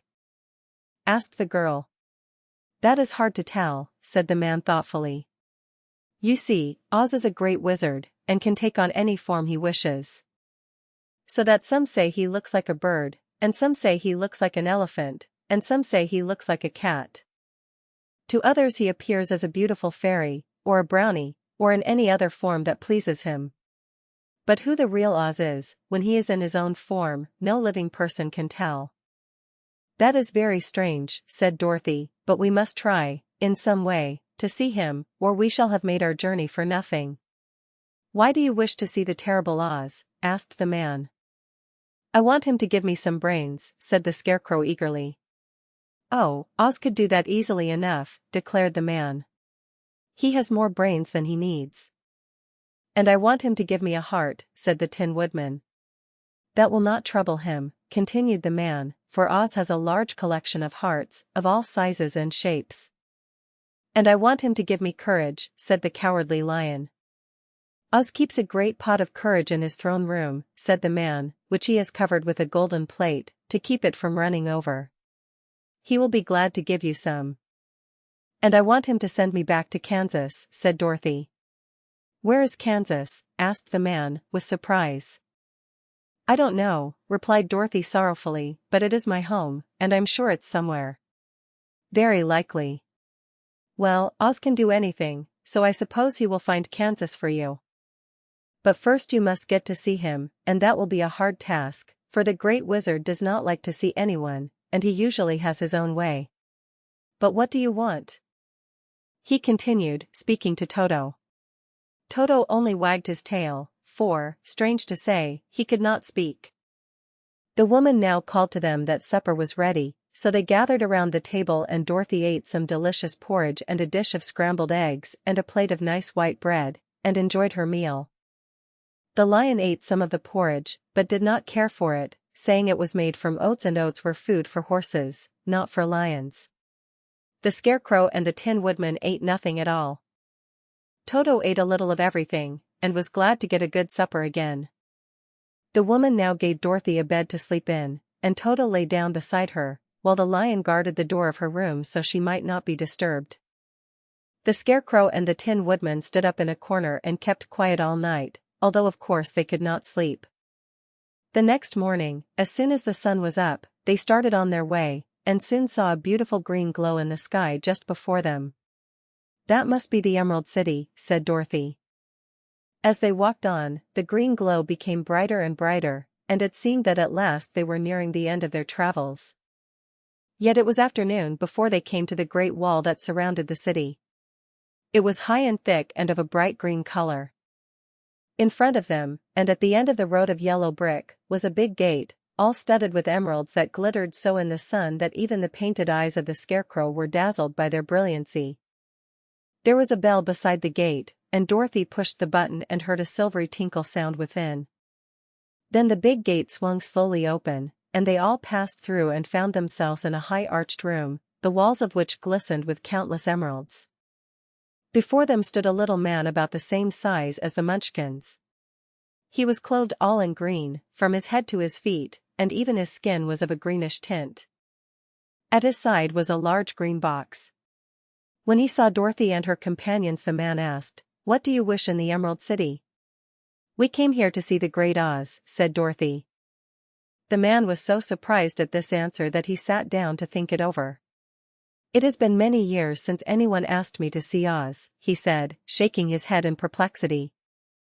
"He is powerful and terrible, and if you come on an idle or foolish errand to bother the wise reflections of the great wizard, he might be angry and destroy you all in an instant." "But it is not a foolish errand, nor an idle one," replied the Scarecrow, "it is important. And we have been told that Oz is a good wizard." "So he is," said the Green Man, "and he rules the Emerald City wisely and well. But to those who are not honest, or who approach him from curiosity, he is most terrible, and few have ever dared ask to see his face. I am the guardian of the gates, and since you demand to see the great Oz, I must take you to his palace. but first you must put on the spectacles." "Why?" asked Dorothy. "Because if you did not wear spectacles, the brightness and glory of the Emerald City would blind you. Even those who live in the city must wear spectacles night and day. They are all locked on, for Oz so ordered it when the city was first built, and I have the only key that will unlock them." He opened the big box, and Dorothy saw that it was filled with spectacles of every size and shape. All of them had green glasses in them. The guardian of the gates found a pair that would just fit Dorothy and put them over her eyes. There were 2 golden bands fastened to them that passed around the back of her head, where they were locked together by a little key that was at the end of a chain the guardian of the gates wore around his neck. When they were on, Dorothy could not take them off had she wished, but of course she did not wish to be blinded by the glare of the Emerald City, so she said nothing. Then the green man fitted spectacles for the Scarecrow and the Tin Woodman and the Lion, and even on little Toto, and all were locked fast with the key. Then the guardian of the gates put on his own glasses and told them he was ready to show them to the palace. Taking a big golden key from a peg on the wall, he opened another gate, and they all followed him through the portal into the streets of the Emerald City. Chapter 11. The Wonderful City of Oz. Even with eyes protected by the green spectacles, Dorothy and her friends were at first dazzled by the brilliancy of the wonderful city. The streets were lined with beautiful houses all built of green marble and studded everywhere with sparkling emeralds.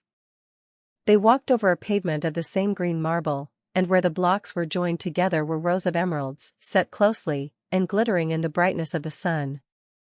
The window panes were of green glass, even the sky above the city had a green tint, and the rays of the sun were green. There were many people, men, women, and children walking about, and these were all dressed in green clothes and had greenish skins. They looked at Dorothy and her strangely assorted company with wondering eyes, and the children all ran away and hid behind their mothers when they saw the lion, but no one spoke to them. Many shops stood in the street, and Dorothy saw that everything in them was green. Green candy and green popcorn were offered for sale, as well as green shoes, green hats, and green clothes of all sorts. At one place a man was selling green lemonade, and when the children bought it Dorothy could see that they paid for it with green pennies. There seemed to be no horses nor animals of any kind. The men carried things around in little green carts, which they pushed before them. Everyone seemed happy and contented and prosperous. The guardian of the gates led them through the streets until they came to a big building, exactly in the middle of the city, which was the Palace of Oz, the Great Wizard. There was a soldier before the door, dressed in a green uniform and wearing a long green beard. "Here are strangers," said the guardian of the gates to him, "and they demand to see the Great Oz." "Step inside," answered the soldier, "and I will carry your message to him."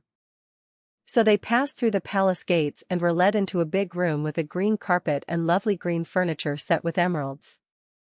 The soldier made them all wipe their feet upon a green mat before entering this room, and when they were seated he said politely, "Please make yourselves comfortable while I go to the door of the throne room and tell Oz you are here." They had to wait a long time before the soldier returned. When, at last, he came back, Dorothy asked, "Have you seen Oz?" "Oh, no," returned the soldier, "I have never seen him. But I spoke to him as he sat behind his screen and gave him your message. He said he will grant you an audience, if you so desire, but each one of you must enter his presence alone, and he will admit but one each day. Therefore, as you must remain in the palace for several days, I will have you shown to rooms where you may rest in comfort after your journey." "Thank you," replied the girl, "that is very kind of Oz." The soldier now blew upon a green whistle, and at once a young girl, dressed in a pretty green silk gown, entered the room. She had lovely green hair and green eyes, and she bowed low before Dorothy as she said, "Follow me and I will show you your room." So Dorothy said goodbye to all her friends except Toto, and taking the dog in her arms followed the green girl through 7 passages and up 3 flights of stairs until they came to a room at the front of the palace. It was the sweetest little room in the world, with a soft comfortable bed that had sheets of green silk and a green velvet counterpane. There was a tiny fountain in the middle of the room, that shot a spray of green perfume into the air, to fall back into a beautifully carved green marble basin. Beautiful green flowers stood in the windows, and there was a shelf with a row of little green books. When Dorothy had time to open these books, she found them full of queer green pictures that made her laugh. They were so funny. In a wardrobe were many green dresses, made of silk and satin and velvet, and all of them fitted Dorothy exactly. "Make yourself perfectly at home," said the green girl, "and if you wish for anything, ring the bell. Oz will send for you tomorrow morning." She left Dorothy alone and went back to the others. These she also led to rooms, and each one of them found himself lodged in a very pleasant part of the palace. Of course this politeness was wasted on the Scarecrow, for when he found himself alone in his room he stood stupidly in one spot, just within the doorway, to wait till morning. It would not rest him to lie down, and he could not close his eyes, so he remained all night staring at a little spider which was weaving its web in a corner of the room, just as if it were not one of the most wonderful rooms in the world. The Tin Woodman lay down on his bed from force of habit, for he remembered when he was made of flesh, but not being able to sleep, he passed the night moving his joints up and down to make sure they kept in good working order. The Lion would have preferred a bed of dried leaves in the forest, and did not like being shut up in a room, but he had too much sense to let this worry him, so he sprang upon the bed and rolled himself up like a cat and purred himself asleep in a minute. The next morning, after breakfast, the Green Maiden came to fetch Dorothy, and she dressed her in one of the prettiest gowns, made of green brocaded satin. Dorothy put on a green silk apron and tied a green ribbon around Toto's neck, and they started for the throne room of the Great Oz. First they came to a great hall in which were many ladies and gentlemen of the court, all dressed in rich costumes. These people had nothing to do but talk to each other, but they always came to wait outside the throne room every morning, although they were never permitted to see Oz. As Dorothy entered they looked at her curiously, and one of them whispered, "Are you really going to look upon the face of Oz the Terrible?" "Of course," answered the girl, "if he will see me." "Oh, he will see you," said the soldier who had taken her message to the wizard, although he does not like to have people ask to see him. Indeed, at first he was angry and said I should send you back where you came from. Then he asked me what you looked like, and when I mentioned your silver shoes he was very much interested. At last I told him about the mark upon your forehead, and he decided he would admit you to his presence. Just then a bell rang, and the green girl said to Dorothy, "That is the signal. You must go into the throne room alone." She opened a little door and Dorothy walked boldly through and found herself in a wonderful place. It was a big, round room with a high arched roof, and the walls and ceiling and floor were covered with large emeralds set closely together. In the center of the roof was a great light, as bright as the sun, which made the emeralds sparkle in a wonderful manner. But what interested Dorothy most was the big throne of green marble that stood in the middle of the room. It was shaped like a chair and sparkled with gems, as did everything else. In the center of the chair was an enormous head, without a body to support it or any arms or legs whatever.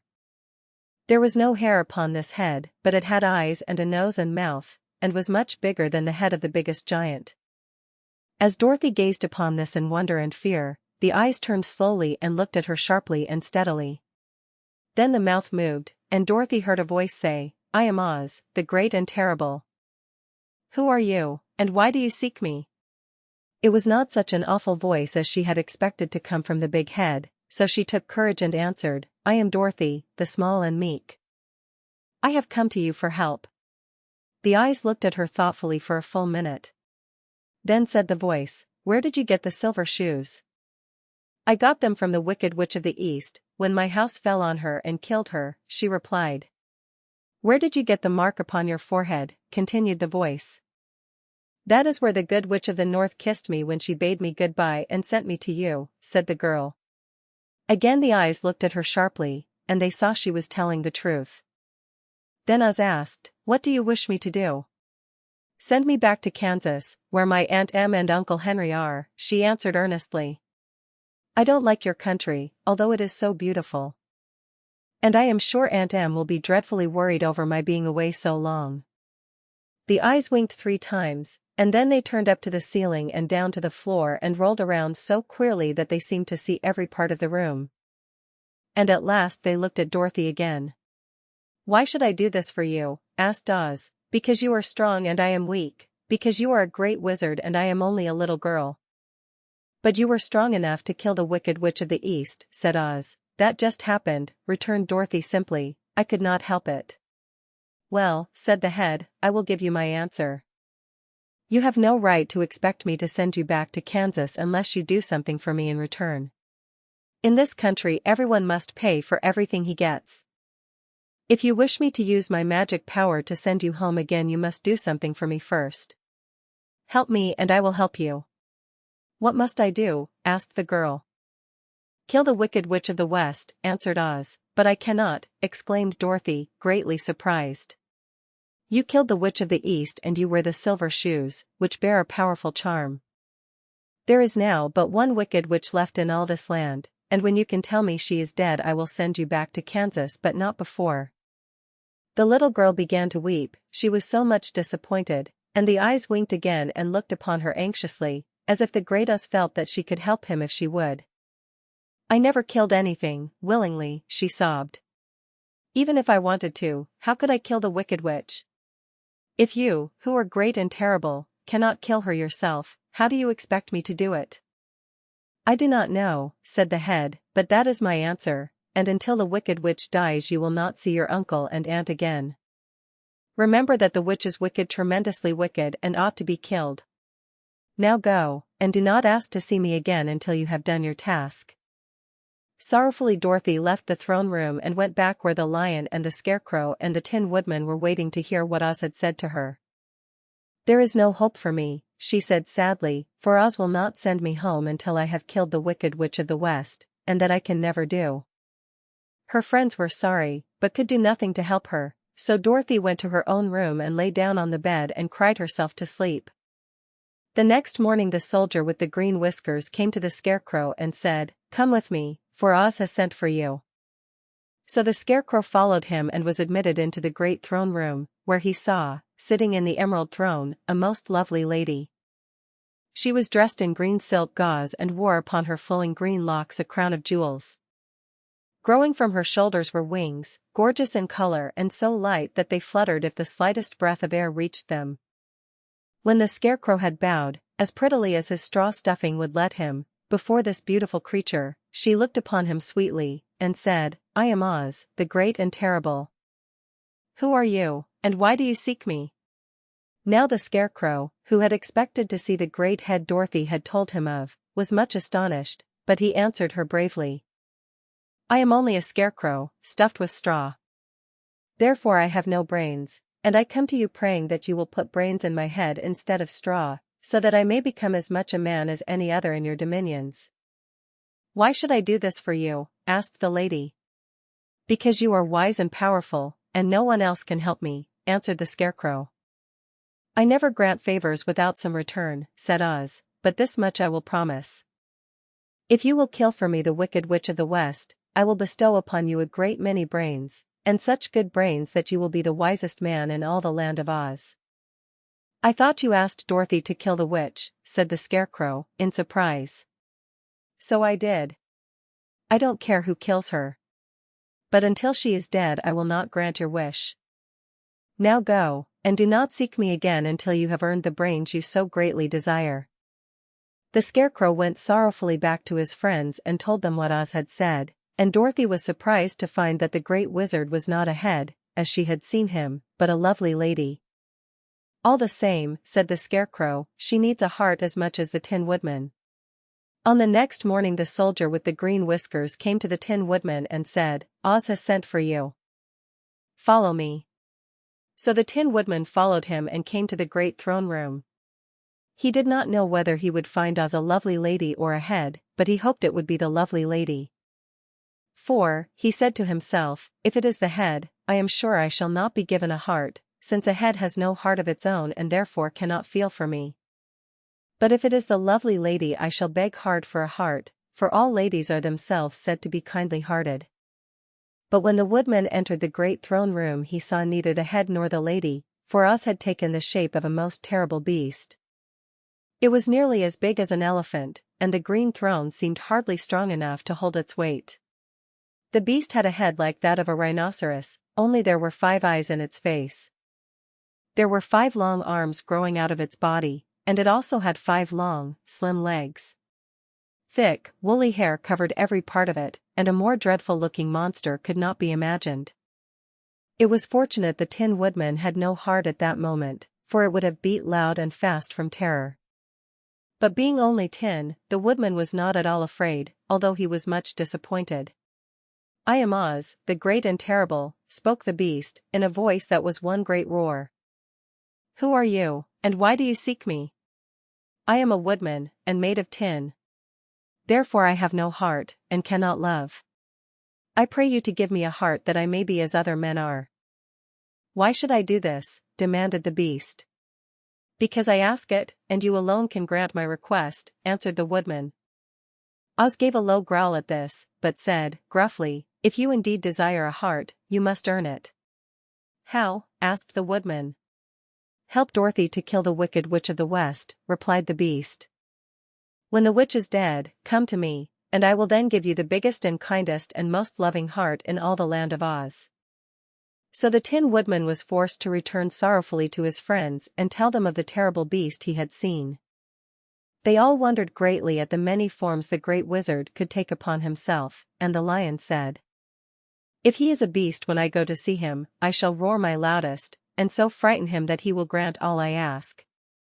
And if he is the lovely lady, I shall pretend to spring upon her, and so compel her to do my bidding. And if he is the great head, he will be at my mercy, for I will roll this head all about the room until he promises to give us what we desire. So be of good cheer, my friends, for all will yet be well."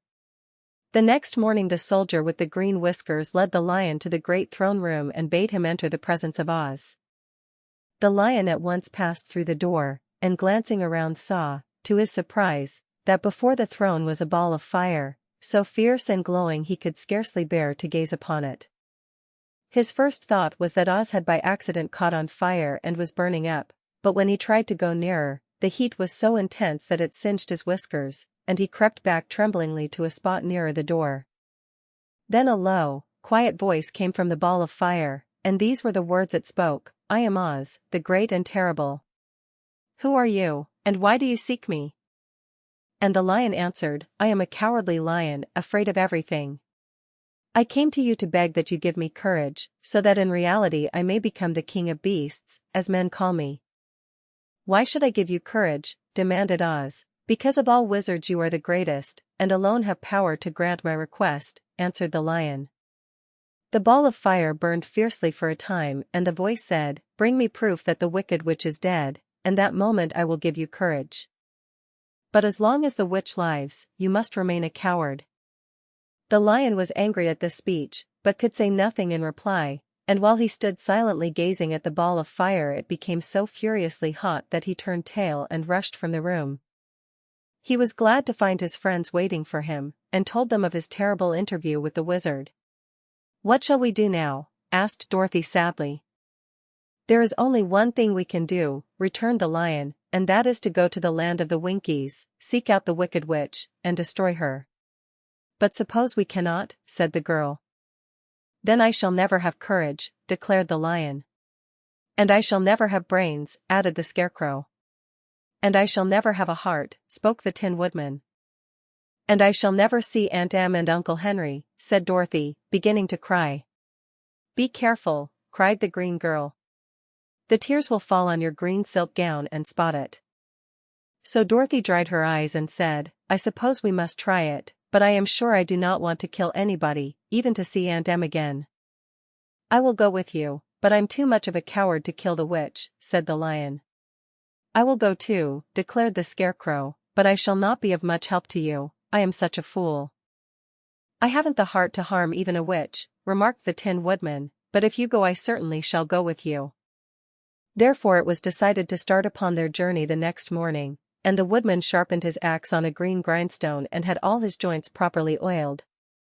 The Scarecrow stuffed himself with fresh straw and Dorothy put new paint on his eyes that he might see better.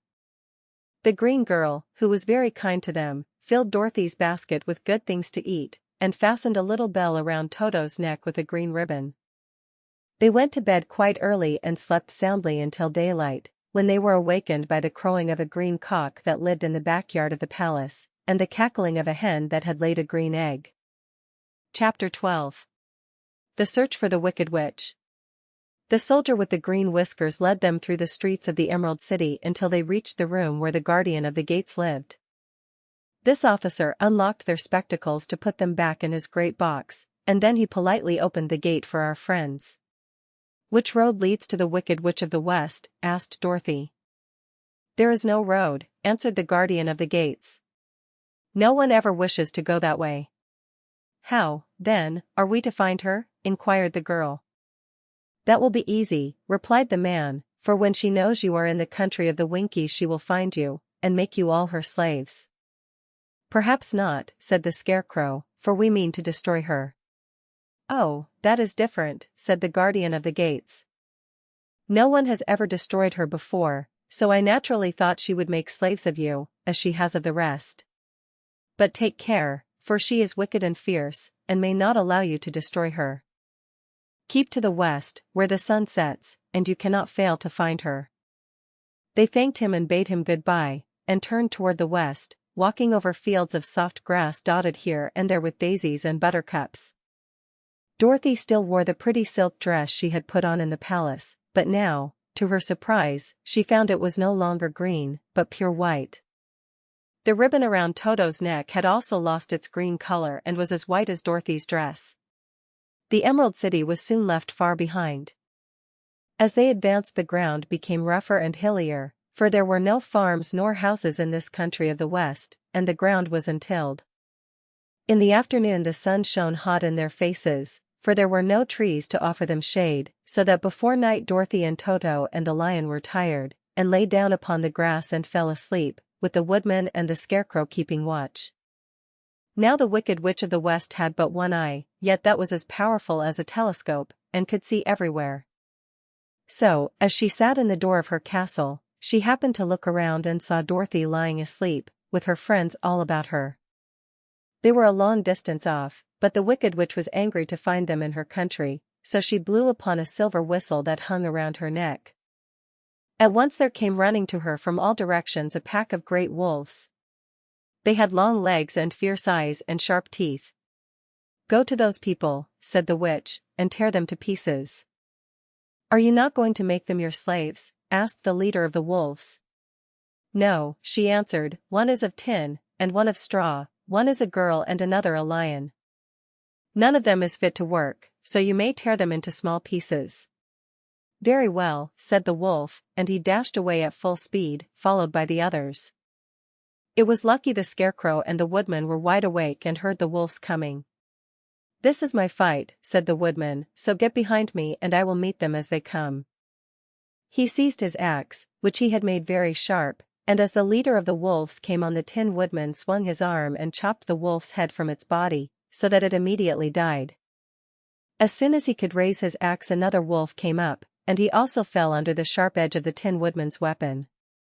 There were 40 wolves, and 40 times a wolf was killed, so that at last they all lay dead in a heap before the Woodman.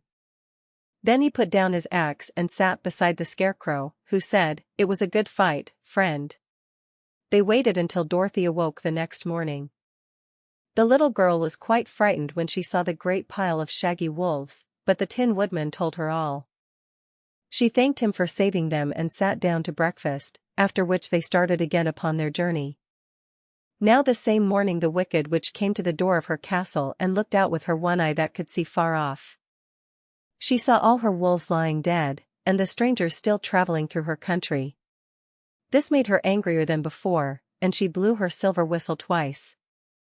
Straightway a great flock of wild crows came flying toward her, enough to darken the sky. And the Wicked Witch said to the King Crow, "Fly at once to the strangers, peck out their eyes and tear them to pieces." The wild crows flew in one great flock toward Dorothy and her companions. When the little girl saw them coming she was afraid. But the Scarecrow said, "This is my battle, so lie down beside me and you will not be harmed."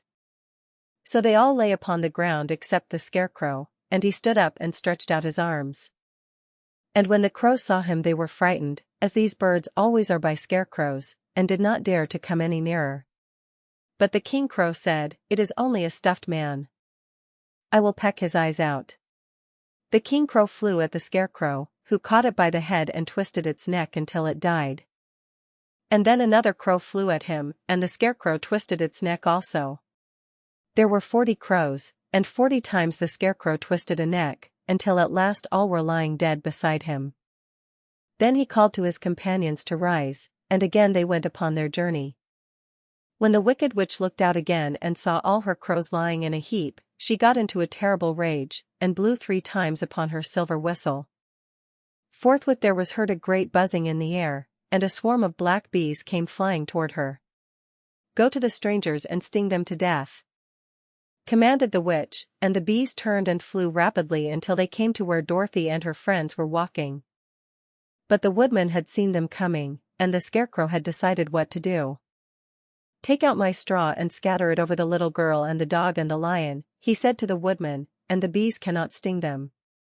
This the woodman did, and as Dorothy lay close beside the lion and held Toto in her arms, the straw covered them entirely. The bees came and found no one but the woodman to sting, so they flew at him and broke off all their stings against the tin, without hurting the woodman at all. And as bees cannot live when their stings are broken, that was the end of the black bees, and they lay scattered thick about the woodman, like little heaps of fine coal. Then Dorothy and the lion got up, and the girl helped the Tin Woodman put the straw back into the Scarecrow again, until he was as good as ever. So they started upon their journey once more. The Wicked Witch was so angry when she saw her black bees in little heaps like fine coal that she stamped her foot and tore her hair and gnashed her teeth. And then she called a dozen of her slaves, who were the Winkies, and gave them sharp spears, telling them to go to the strangers and destroy them.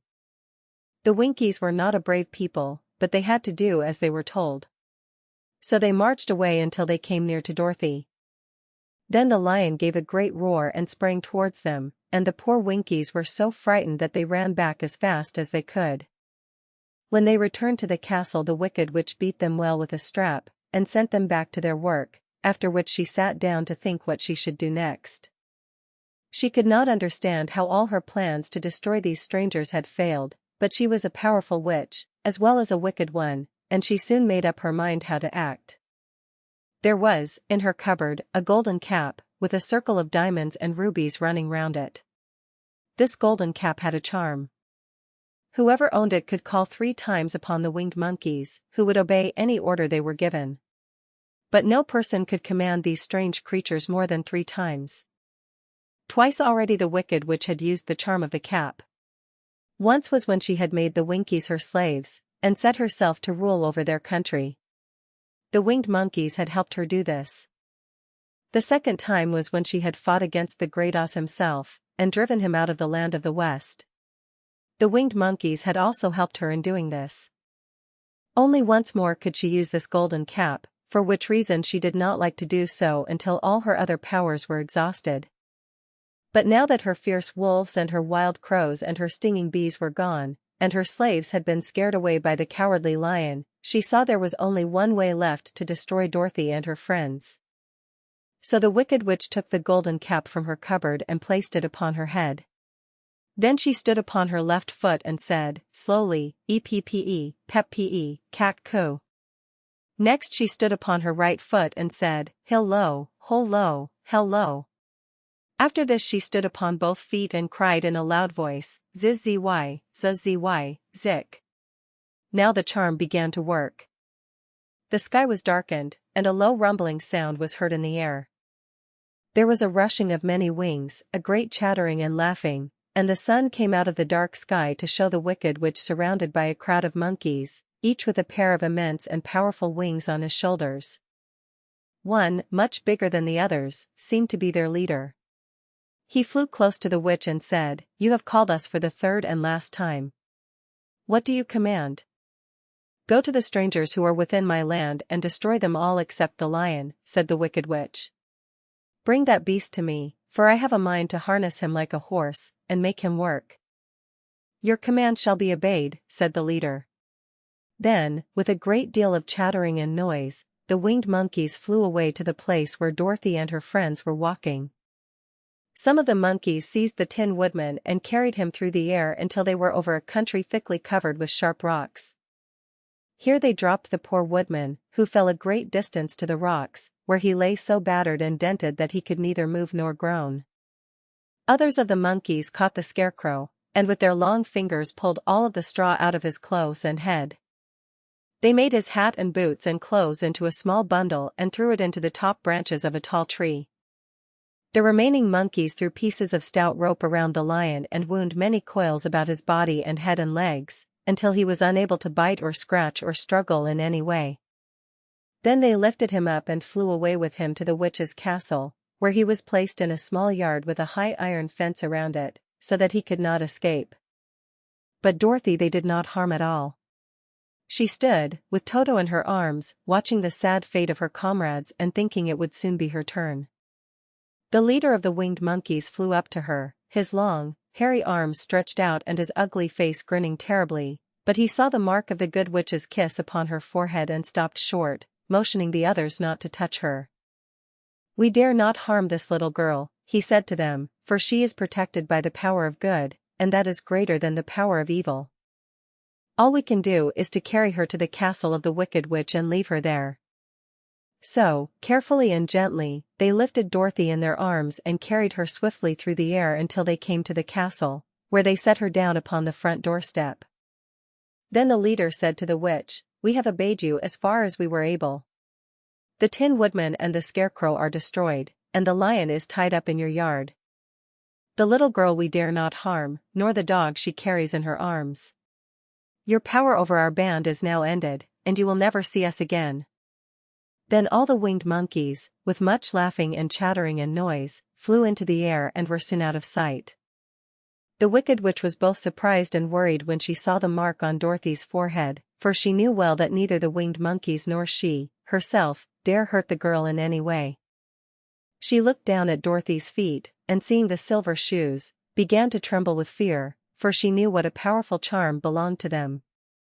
At first the witch was tempted to run away from Dorothy, but she happened to look into the child's eyes and saw how simple the soul behind them was, and that the little girl did not know of the wonderful power the silver shoes gave her.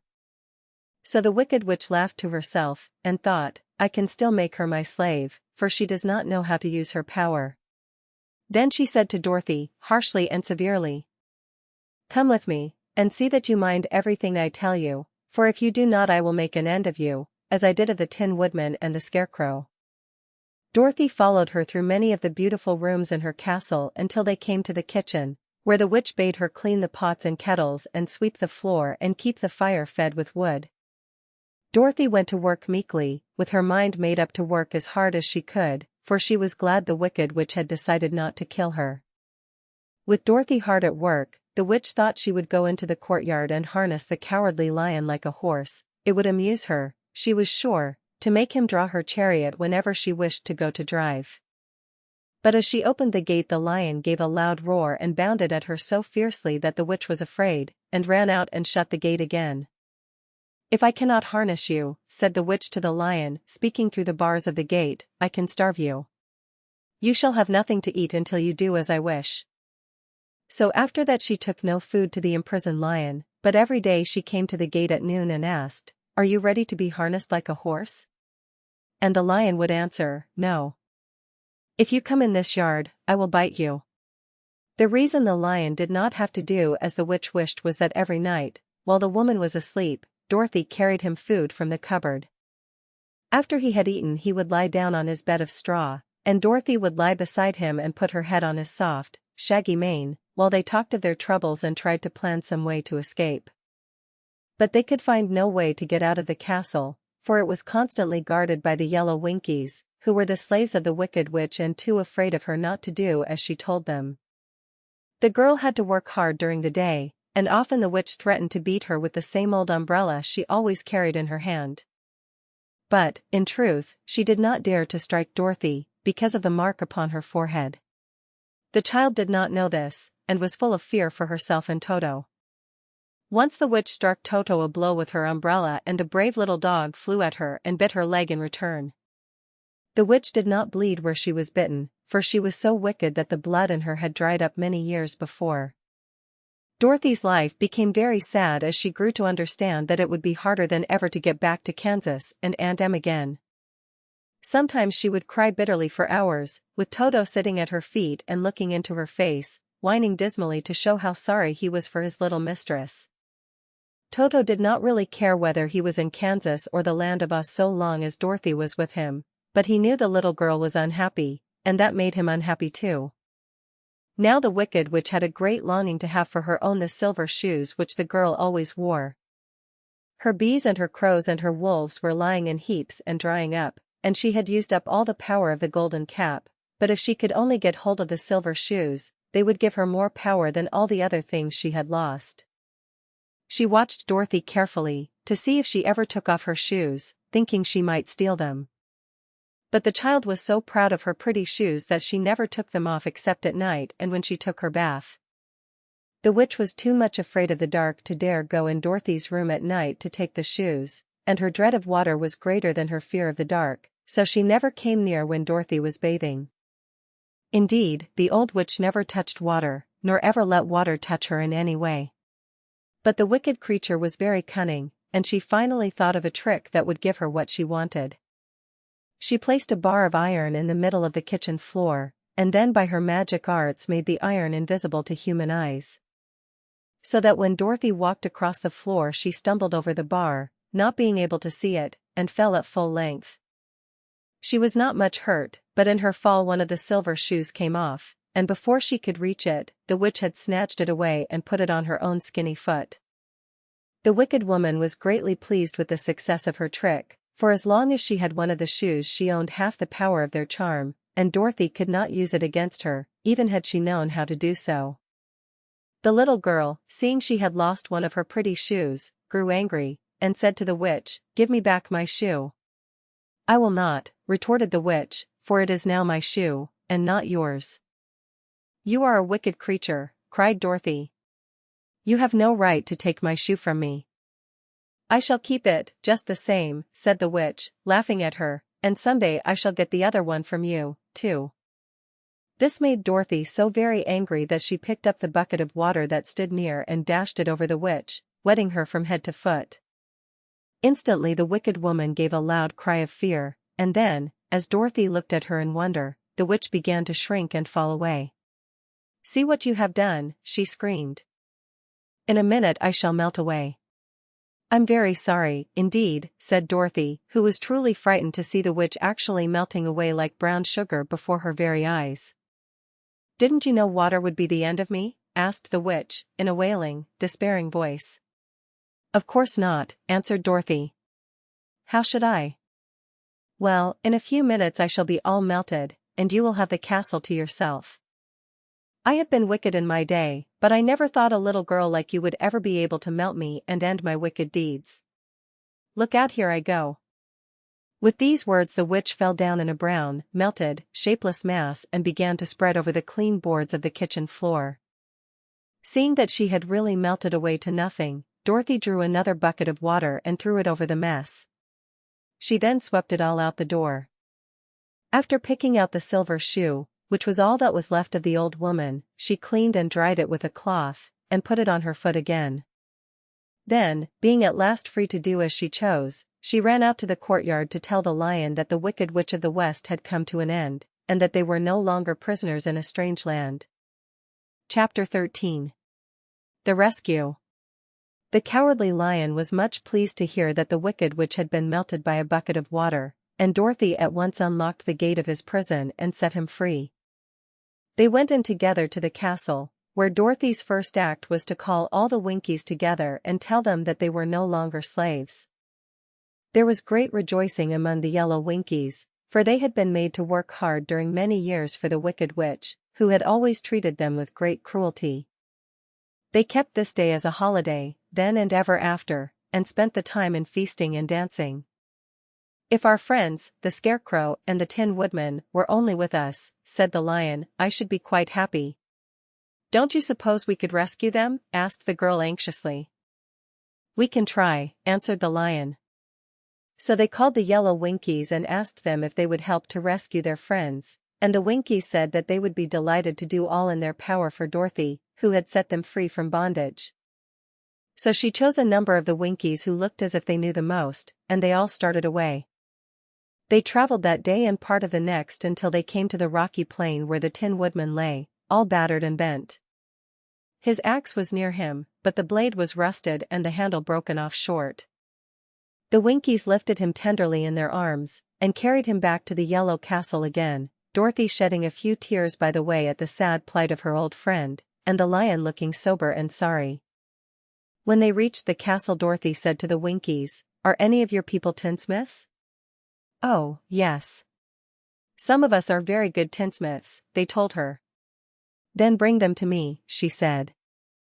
And when the tinsmiths came, bringing with them all their tools and baskets, she inquired, "Can you straighten out those dents in the Tin Woodman, and bend him back into shape again, and solder him together where he is broken?" The tinsmiths looked the woodman over carefully and then answered that they thought they could mend him so he would be as good as ever.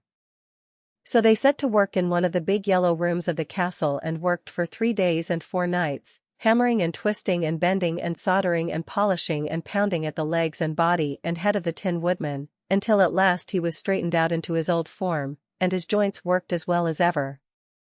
To be sure, there were several patches on him, but the tinsmiths did a good job, and as the woodman was not a vain man, he did not mind the patches at all. When, at last, he walked into Dorothy's room and thanked her for rescuing him, he was so pleased that he wept tears of joy, and Dorothy had to wipe every tear carefully from his face with her apron, so his joints would not be rusted. At the same time her own tears fell thick and fast at the joy of meeting her old friend again, and these tears did not need to be wiped away. As for the lion, he wiped his eyes so often with the tip of his tail that it became quite wet, and he was obliged to go out into the courtyard and hold it in the sun till it dried. "If we only had the Scarecrow with us again," said the Tin Woodman, when Dorothy had finished telling him everything that had happened, "I should be quite happy." "We must try to find him," said the girl. So she called the Winkies to help her, and they walked all that day and part of the next until they came to the tall tree in the branches of which the winged monkeys had tossed the Scarecrow's clothes.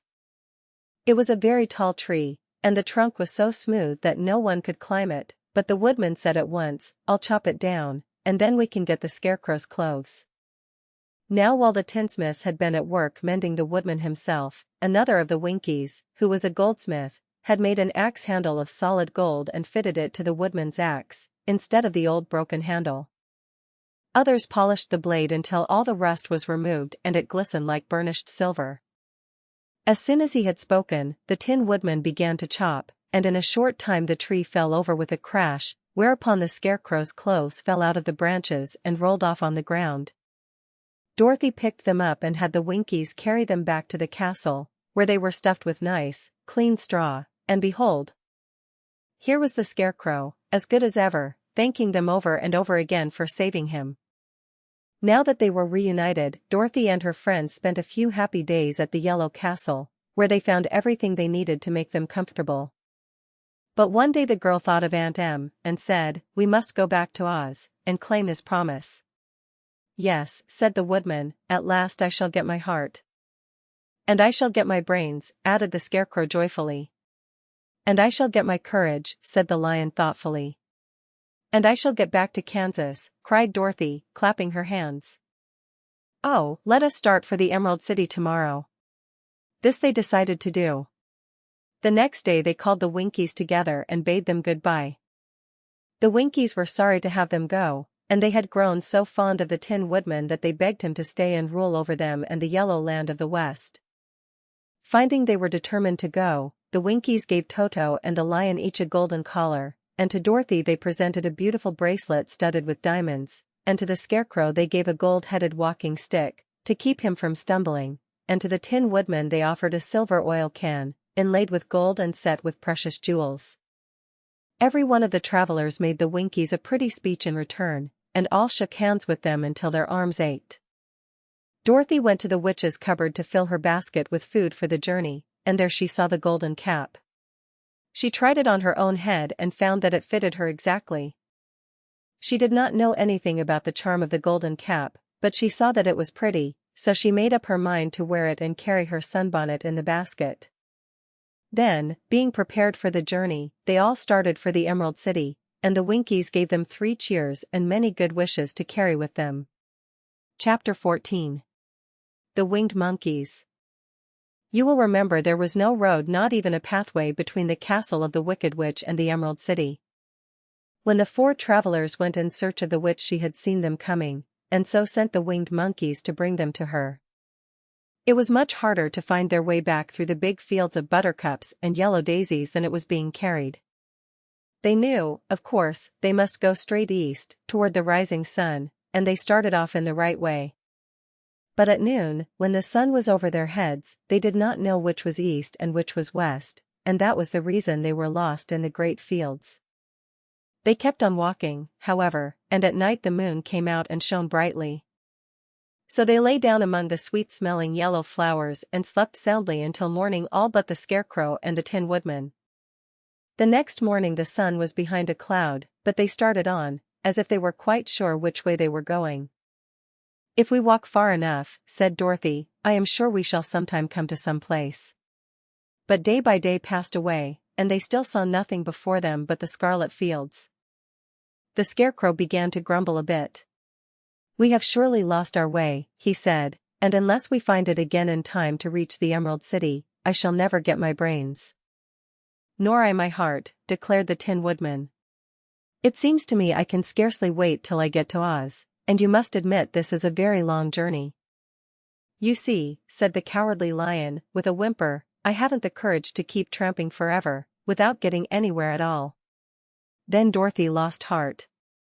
She sat down on the grass and looked at her companions, and they sat down and looked at her, and Toto found that for the first time in his life he was too tired to chase a butterfly that flew past his head. So he put out his tongue and panted and looked at Dorothy as if to ask what they should do next. "Suppose we call the field mice," she suggested. "They could probably tell us the way to the Emerald City." "To be sure they could," cried the Scarecrow. "Why didn't we think of that before?" Dorothy blew the little whistle she had always carried about her neck since the Queen of the Mice had given it to her. In a few minutes they heard the pattering of tiny feet, and many of the small gray mice came running up to her. Among them was the Queen herself, who asked, in her squeaky little voice, "What can I do for my friends?" "We have lost our way," said Dorothy. "Can you tell us where the Emerald City is?" "Certainly," answered the Queen, "but it is a great way off, for you have had it at your backs all this time." Then she noticed Dorothy's golden cap, and said, "Why don't you use the charm of the cap, and call the winged monkeys to you? They will carry you to the City of Oz in less than an hour." "I didn't know there was a charm," answered Dorothy, in surprise. "What is it?" "It is written inside the golden cap," replied the Queen of the Mice. "But if you are going to call the winged monkeys we must run away, for they are full of mischief and think it great fun to plague us." "Won't they hurt me?" asked the girl anxiously. "Oh, no. They must obey the wearer of the cap. Goodbye." And she scampered out of sight, with all the mice hurrying after her. Dorothy looked inside the golden cap and saw some words written upon the lining. These, she thought, must be the charm, so she read the directions carefully and put the cap upon her head. "EPPE, pep-pe, cat-coo," she said, standing on her left foot. "What did you say?" asked the Scarecrow, who did not know what she was doing. "Hill-lo, hol-lo, hell-lo," Dorothy went on, standing this time on her right foot. "Hello," replied the Tin Woodman calmly. "Ziz-zy, zuz-zy, zik," said Dorothy, who was now standing on both feet. This ended the saying of the charm, and they heard a great chattering and flapping of wings, as the band of winged monkeys flew up to them. The king bowed low before Dorothy, and asked, "What is your command?" "We wish to go to the Emerald City," said the child, "and we have lost our way." "We will carry you," replied the king, and no sooner had he spoken than 2 of the monkeys caught Dorothy in their arms and flew away with her. Others took the Scarecrow and the Woodman and the Lion, and one little monkey seized Toto and flew after them, although the dog tried hard to bite him. The Scarecrow and the Tin Woodman were rather frightened at first, for they remembered how badly the winged monkeys had treated them before, but they saw that no harm was intended, so they rode through the air quite cheerfully, and had a fine time looking at the pretty gardens and woods far below them. Dorothy found herself riding easily between 2 of the biggest monkeys, one of them the king himself. They had made a chair of their hands and were careful not to hurt her. "Why do you have to obey the charm of the golden cap?" she asked. "That is a long story," answered the king, with a winged laugh, "but as we have a long journey before us, I will pass the time by telling you about it, if you wish." "I shall be glad to hear it," she replied. "Once," began the leader, "we were a free people, living happily in the great forest, flying from tree to tree, eating nuts and fruit, and doing just as we pleased without calling anybody master.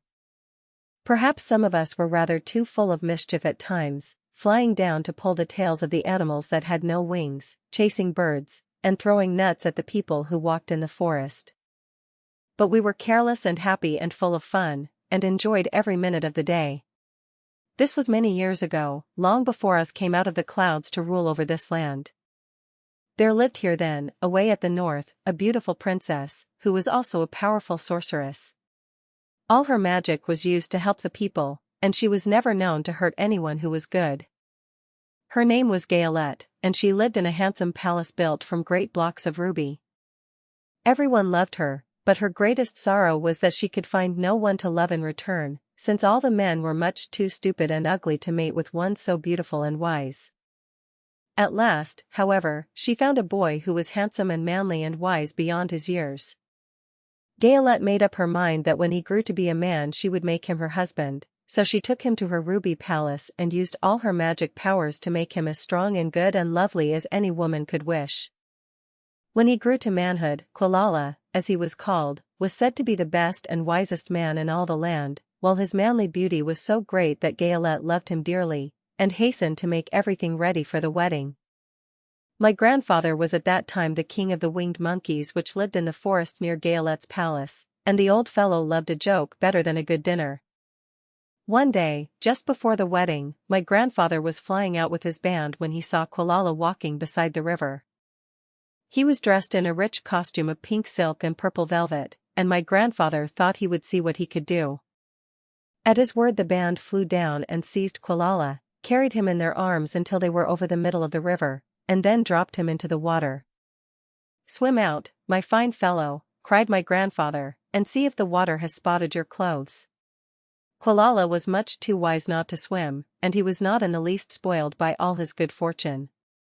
He laughed, when he came to the top of the water, and swam into shore. But when Gaelette came running out to him she found his silks and velvet all ruined by the river. The princess was angry, and she knew, of course, who did it. She had all the winged monkeys brought before her, and she said at first that their wings should be tied and they should be treated as they had treated Quilala, and dropped in the river. But my grandfather pleaded hard, for he knew the monkeys would drown in the river with their wings tied, and Quilala said a kind word for them also, so that Gaelette finally spared them, on condition that the winged monkeys should ever after do 3 times the bidding of the owner of the golden cap. This cap had been made for a wedding present to Quilala, and it is said to have cost the princess half her kingdom. Of course my grandfather and all the other monkeys at once agreed to the condition, and that is how it happens that we are 3 times the slaves of the owner of the golden cap, whosoever he may be. "And what became of them?" asked Dorothy, who had been greatly interested in the story. "Quilala being the first owner of the golden cap," replied the monkey, "he was the first to lay his wishes upon us. As his bride could not bear the sight of us, he called us all to him in the forest after he had married her and ordered us always to keep where she could never again set eyes on a winged monkey, which we were glad to do, for we were all afraid of her. This was all we ever had to do until the golden cap fell into the hands of the wicked witch of the west, who made us enslave the Winkies, and afterward drive us himself out of the land of the west. Now the golden cap is yours, and 3 times you have the right to lay your wishes upon us." As the Monkey King finished his story, Dorothy looked down and saw the green, shining walls of the Emerald City before them. She wondered at the rapid flight of the monkeys, but was glad the journey was over. The strange creatures set the travelers down carefully before the gate of the city. The king bowed low to Dorothy, and then flew swiftly away, followed by all his band. "That was a good ride," said the little girl. "Yes, and a quick way out of our troubles," replied the lion. "How lucky it was you brought away that wonderful cap." Chapter 15. The Discovery of Oz, the Terrible. The four travelers walked up to the great gate of Emerald City and rang the bell. After ringing several times, it was opened by the same guardian of the gates they had met before. "What? Are you back again?" he asked, in surprise. "Do you not see us?" answered the Scarecrow. "But I thought you had gone to visit the Wicked Witch of the West." "We did visit her," said the Scarecrow. "And she let you go again?" asked the man, in wonder. "She could not help it, for she is melted," explained the Scarecrow. "Melted? Well, that is good news, indeed," said the man. "Who melted her?" "It was Dorothy," said the lion gravely. "Good gracious," exclaimed the man, and he bowed very low indeed before her. Then he led them into his little room and locked the spectacles from the great box on all their eyes, just as he had done before. Afterward they passed on through the gate into the Emerald City. When the people heard from the guardian of the gates that Dorothy had melted the Wicked Witch of the West, they all gathered around the travelers and followed them in a great crowd to the Palace of Oz. The soldier with the green whiskers was still on guard before the door, but he let them in at once, and they were again met by the beautiful green girl, who showed each of them to their old rooms at once, so they might rest until the great Oz was ready to receive them. The soldier had the news carried straight to Oz that Dorothy and the other travelers had come back again, after destroying the Wicked Witch, but Oz made no reply. They thought the great wizard would send for them at once, but he did not. They had no word from him the next day, nor the next, nor the next. The waiting was tiresome and wearing, and at last they grew vexed that Oz should treat them in so poor a fashion, after sending them to undergo hardships and slavery. So the Scarecrow at last asked the green girl to take another message to Oz, saying if he did not let them in to see him at once they would call the winged monkeys to help them, and find out whether he kept his promises or not. When the wizard was given this message he was so frightened that he sent word for them to come to the throne room at 4 minutes after 9 o'clock the next morning.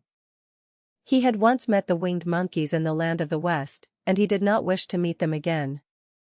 The four travelers passed a sleepless night, each thinking of the gift Oz had promised to bestow on him. Dorothy fell asleep only once, and then she dreamed she was in Kansas, where Aunt Em was telling her how glad she was to have her little girl at home again. Promptly at 9 o'clock the next morning the green-whiskered soldier came to them, and 4 minutes later they all went into the throne room of the Great Oz. Of course each one of them expected to see the wizard in the shape he had taken before, and all were greatly surprised when they looked about and saw no one at all in the room. They kept close to the door and closer to one another, for the stillness of the empty room was more dreadful than any of the forms they had seen Oz take. Presently they heard a solemn voice, that seemed to come from somewhere near the top of the great dome, and it said, "I am Oz, the great and terrible. Why do you seek me?" They looked again in every part of the room, and then, seeing no one, Dorothy asked, "Where are you?" "I am everywhere," answered the voice, "but to the eyes of common mortals I am invisible. I will now seat myself upon my throne, that you may converse with me." Indeed, the voice seemed just then to come straight from the throne itself, so they walked toward it and stood in a row while Dorothy said, "We have come to claim our promise, O Oz." "What promise?" asked Oz. "You promised to send me back to Kansas when the Wicked Witch was destroyed," said the girl. "And you promised to give me brains," said the Scarecrow. "And you promised to give me a heart," said the Tin Woodman. "And you promised to give me courage," said the Cowardly Lion. "Is the Wicked Witch really destroyed?" asked the voice, and Dorothy thought it trembled a little. "Yes," she answered, "I melted her with a bucket of water." "Dear me," said the voice, "how sudden." "Well, come to me tomorrow, for I must have time to think it over." "You've had plenty of time already," said the Tin Woodman angrily. "We shan't wait a day longer," said the Scarecrow. "You must keep your promises to us," exclaimed Dorothy.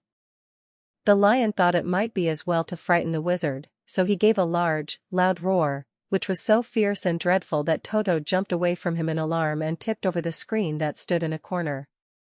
As it fell with a crash they looked that way, and the next moment all of them were filled with wonder. For they saw, standing in just the spot the screen had hidden, a little old man, with a bald head and a wrinkled face, who seemed to be as much surprised as they were. The Tin Woodman, raising his axe, rushed toward the little man and cried out, "Who are you?" "I am Oz, the great and terrible," said the little man, in a trembling voice. "But don't strike me, please don't, and I'll do anything you want me to." Our friends looked at him in surprise and dismay. "I thought Oz was a great head," said Dorothy. "And I thought Oz was a lovely lady," said the Scarecrow. "And I thought Oz was a terrible beast," said the Tin Woodman. "And I thought Oz was a ball of fire," exclaimed the Lion. "No, you are all wrong," said the little man meekly. "I have been making believe." "Making believe," cried Dorothy.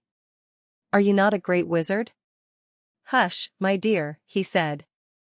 "Don't speak so loud, or you will be overheard and I should be ruined. I'm supposed to be a great wizard." "And aren't you?" she asked. "Not a bit of it, my dear, I'm just a common man." "You're more than that," said the Scarecrow, in a grieved tone, "you're a humbug." "Exactly so," declared the little man, rubbing his hands together as if it pleased him. "I am a humbug." "But this is terrible," said the Tin Woodman.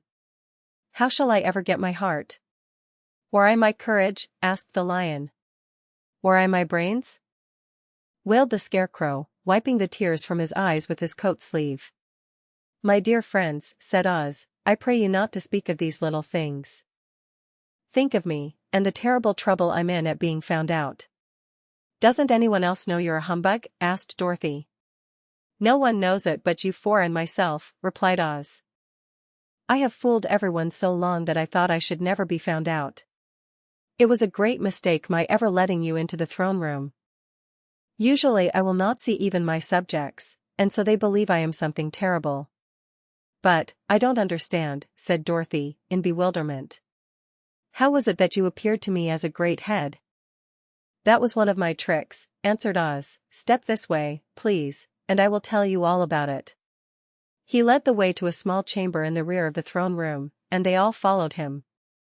He pointed to one corner, in which lay the great head, made out of many thicknesses of paper, and with a carefully painted face. "This I hung from the ceiling by a wire," said Oz. "I stood behind the screen and pulled a thread to make the eyes move and the mouth open." "But how about the voice?" she inquired.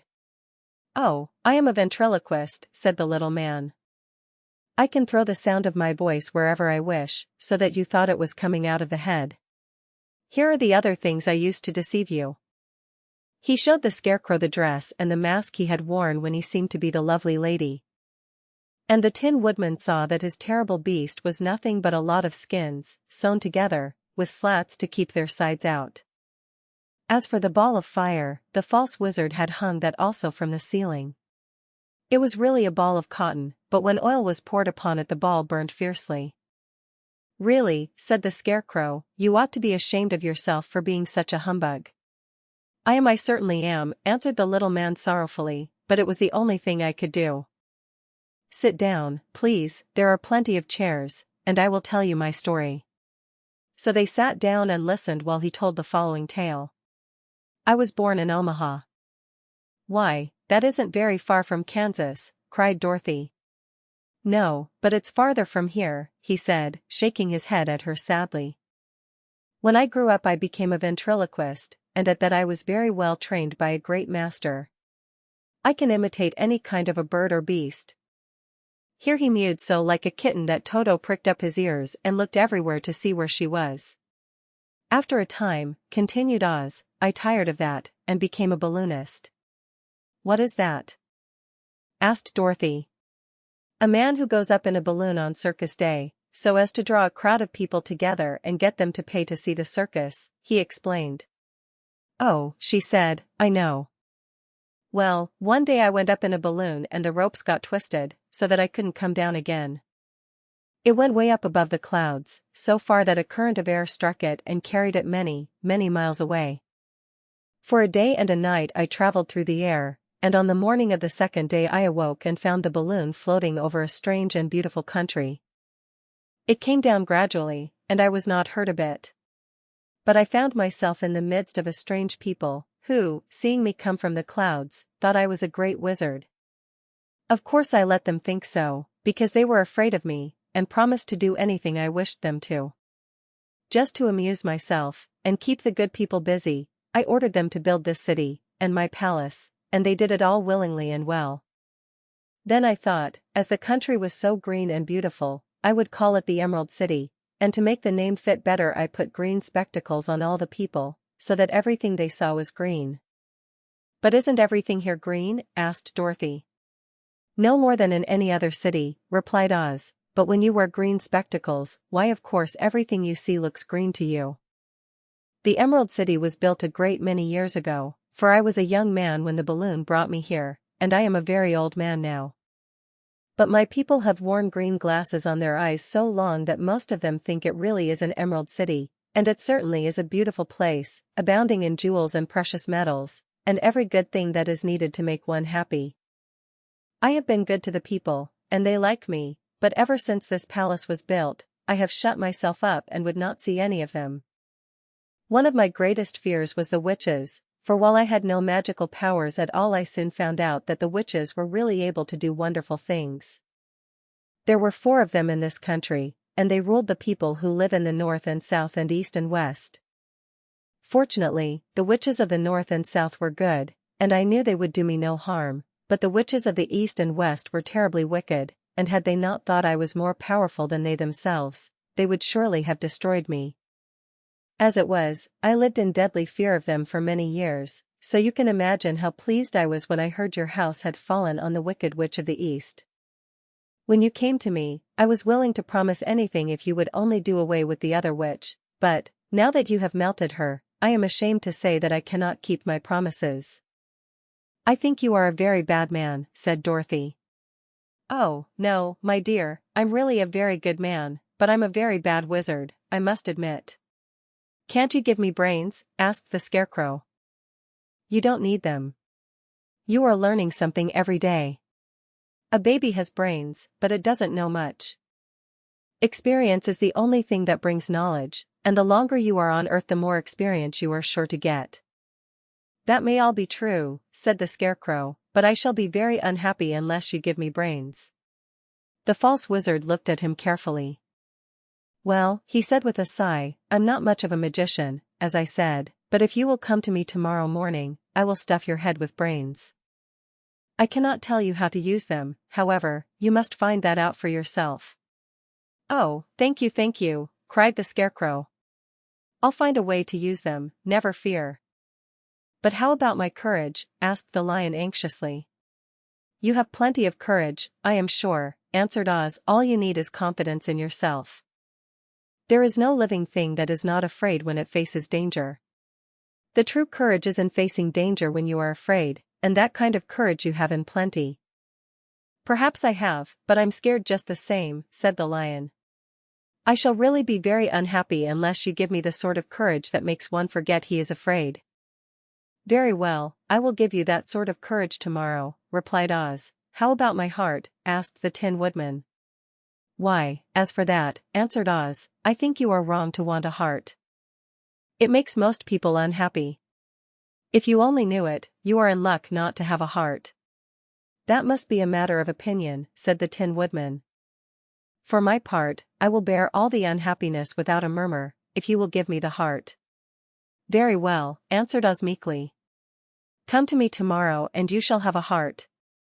I have played wizard for so many years that I may as well continue the part a little longer. And now, said Dorothy, how am I to get back to Kansas? We shall have to think about that, replied the little man. Give me 2 or 3 days to consider the matter and I'll try to find a way to carry you over the desert.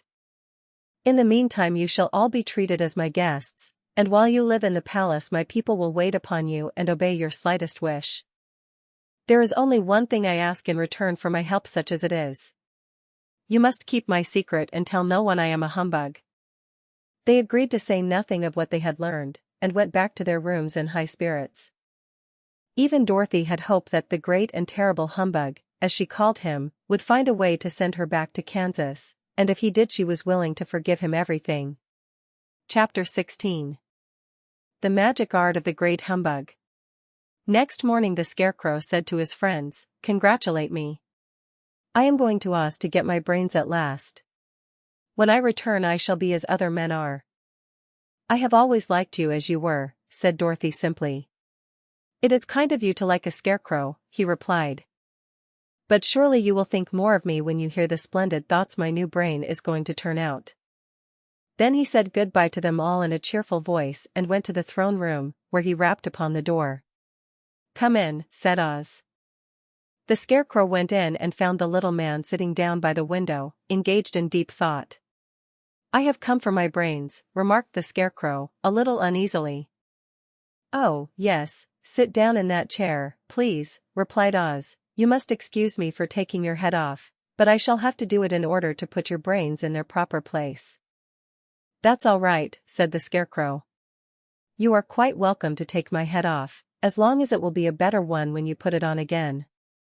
So the wizard unfastened his head and emptied out the straw. Then he entered the back room and took up a measure of bran, which he mixed with a great many pins and needles. Having shaken them together thoroughly, he filled the top of the Scarecrow's head with the mixture and stuffed the rest of the space with straw, to hold it in place. When he had fastened the Scarecrow's head on his body again, he said to him, "Hereafter you will be a great man, for I have given you a lot of brand new brains." The Scarecrow was both pleased and proud at the fulfillment of his greatest wish, and having thanked us warmly he went back to his friends. Dorothy looked at him curiously. His head was quite bulged out at the top with brains. "How do you feel?" she asked. "I feel wise indeed," he answered earnestly. "When I get used to my brains I shall know everything." "Why are those needles and pins sticking out of your head?" asked the Tin Woodman. "That is proof that he is sharp," remarked the Lion. "Well, I must go to Oz and get my heart," said the Woodman. So he walked to the throne room and knocked at the door. "Come in," called Oz, and the Woodman entered and said, "I have come for my heart." "Very well," answered the little man. "But I shall have to cut a hole in your breast, so I can put your heart in the right place. I hope it won't hurt you." "Oh, no," answered the Woodman. "I shall not feel it at all." So Oz brought a pair of tinsmith's shears and cut a small, square hole in the left side of the Tin Woodman's breast. Then, going to a chest of drawers, he took out a pretty heart, made entirely of silk and stuffed with sawdust. "Isn't it a beauty?" he asked. "It is, indeed," replied the Woodman, who was greatly pleased. "But is it a kind heart?" "Oh, very," answered Oz. He put the heart in the Woodman's breast and then replaced the square of tin, soldering it neatly together where it had been cut. "There," said he, "now you have a heart that any man might be proud of." "I'm sorry I had to put a patch on your breast, but it really couldn't be helped." "Never mind the patch," exclaimed the happy Woodman. "I am very grateful to you, and shall never forget your kindness." "Don't speak of it," replied Oz. Then the Tin Woodman went back to his friends, who wished him every joy on account of his good fortune. The Lion now walked to the throne room and knocked at the door. "Come in," said Oz. "I have come for my courage," announced the Lion, entering the room. "Very well," answered the little man, "I will get it for you." He went to a cupboard and reaching up to a high shelf took down a square green bottle, the contents of which he poured into a green gold dish, beautifully carved. Placing this before the cowardly Lion, who sniffed at it as if he did not like it, the wizard said, "Drink." "What is it?" asked the Lion. "Well," answered Oz, "if it were inside of you, it would be courage. You know, of course, that courage is always inside one, so that this really cannot be called courage until you have swallowed it. Therefore I advise you to drink it as soon as possible." The Lion hesitated no longer, but drank till the dish was empty. "How do you feel now?" asked Oz. "Full of courage," replied the Lion, who went joyfully back to his friends to tell them of his good fortune. Oz, left to himself, smiled to think of his success in giving the Scarecrow and the Tin Woodman and the Lion exactly what they thought they wanted. "How can I help being a humbug," he said, "when all these people make me do things that everybody knows can't be done?" It was easy to make the Scarecrow and the Lion and the Woodman happy, because they imagined I could do anything. But it will take more than imagination to carry Dorothy back to Kansas, and I'm sure I don't know how it can be done. Chapter 17. How the balloon was launched. For 3 days Dorothy heard nothing from Oz. These were sad days for the little girl, although her friends were all quite happy and contented. The Scarecrow told them there were wonderful thoughts in his head, but he would not say what they were because he knew no one could understand them but himself. When the Tin Woodman walked about he felt his heart rattling around in his breast, and he told Dorothy he had discovered it to be a kinder and more tender heart than the one he had owned when he was made of flesh. The Lion declared he was afraid of nothing on earth, and would gladly face an army or a dozen of the fierce Kalidas. Thus each of the little party was satisfied except Dorothy, who longed more than ever to get back to Kansas. On the 4th day, to her great joy, Oz sent for her, and when she entered the throne room he greeted her pleasantly. "Sit down, my dear, I think I have found the way to get you out of this country." "And back to Kansas?" she asked eagerly. "Well, I'm not sure about Kansas," said Oz, "for I haven't the faintest notion which way it lies. But the first thing to do is to cross the desert, and then it should be easy to find your way home." "How can I cross the desert?" she inquired. "Well, I'll tell you what I think," said the little man. "You see, when I came to this country it was in a balloon. You also came through the air, being carried by a cyclone. So I believe the best way to get across the desert will be through the air. Now, it is quite beyond my powers to make a cyclone, but I've been thinking the matter over, and I believe I can make a balloon." "How?" asked Dorothy. "A balloon," said Oz, "is made of silk, which is coated with glue to keep the gas in it. I have plenty of silk in the palace, so it will be no trouble to make the balloon. But in all this country there is no gas to fill the balloon with, to make it float." "If it won't float," remarked Dorothy, "it will be of no use to us." "True," answered Oz. "But there is another way to make it float, which is to fill it with hot air. Hot air isn't as good as gas, for if the air should get cold the balloon would come down in the desert, and we should be lost." "We," exclaimed the girl. "Are you going with me?" "Yes, of course," replied Oz, "I am tired of being such a humbug. If I should go out of this palace my people would soon discover I am not a wizard, and then they would be vexed with me for having deceived them. So I have to stay shut up in these rooms all day, and it gets tiresome. I'd much rather go back to Kansas with you and be in a circus again." "I shall be glad to have your company," said Dorothy. "Thank you," he answered. "Now, if you will help me sew the silk together, we will begin to work on our balloon." So Dorothy took a needle and thread, and as fast as Oz cut the strips of silk into proper shape the girl sewed them neatly together. First there was a strip of light green silk, then a strip of dark green and then a strip of emerald green, for Oz had a fancy to make the balloon in different shades of the color about them. It took 3 days to sew all the strips together, but when it was finished they had a big bag of green silk more than 20 feet long. Then Oz painted it on the inside with a coat of thin glue, to make it airtight, after which he announced that the balloon was ready. "But we must have a basket to ride in," he said. So he sent the soldier with the green whiskers for a big clothes basket, which he fastened with many ropes to the bottom of the balloon. When it was all ready, Oz sent word to his people that he was going to make a visit to a great brother wizard who lived in the clouds. The news spread rapidly throughout the city and everyone came to see the wonderful sight. Oz ordered the balloon carried out in front of the palace, and the people gazed upon it with much curiosity. The Tin Woodman had chopped a big pile of wood, and now he made a fire of it, and Oz held the bottom of the balloon over the fire so that the hot air that arose from it would be caught in the silken bag. Gradually the balloon swelled out and rose into the air, until finally the basket just touched the ground. Then Oz got into the basket and said to all the people in a loud voice, "I am now going away to make a visit. While I am gone the Scarecrow will rule over you. I command you to obey him as you would me." The balloon was by this time tugging hard at the rope that held it to the ground, for the air within it was hot, and this made it so much lighter in weight than the air without that it pulled hard to rise into the sky. "Come, Dorothy," cried the wizard. "Hurry up, or the balloon will fly away." "I can't find Toto anywhere," replied Dorothy, who did not wish to leave her little dog behind.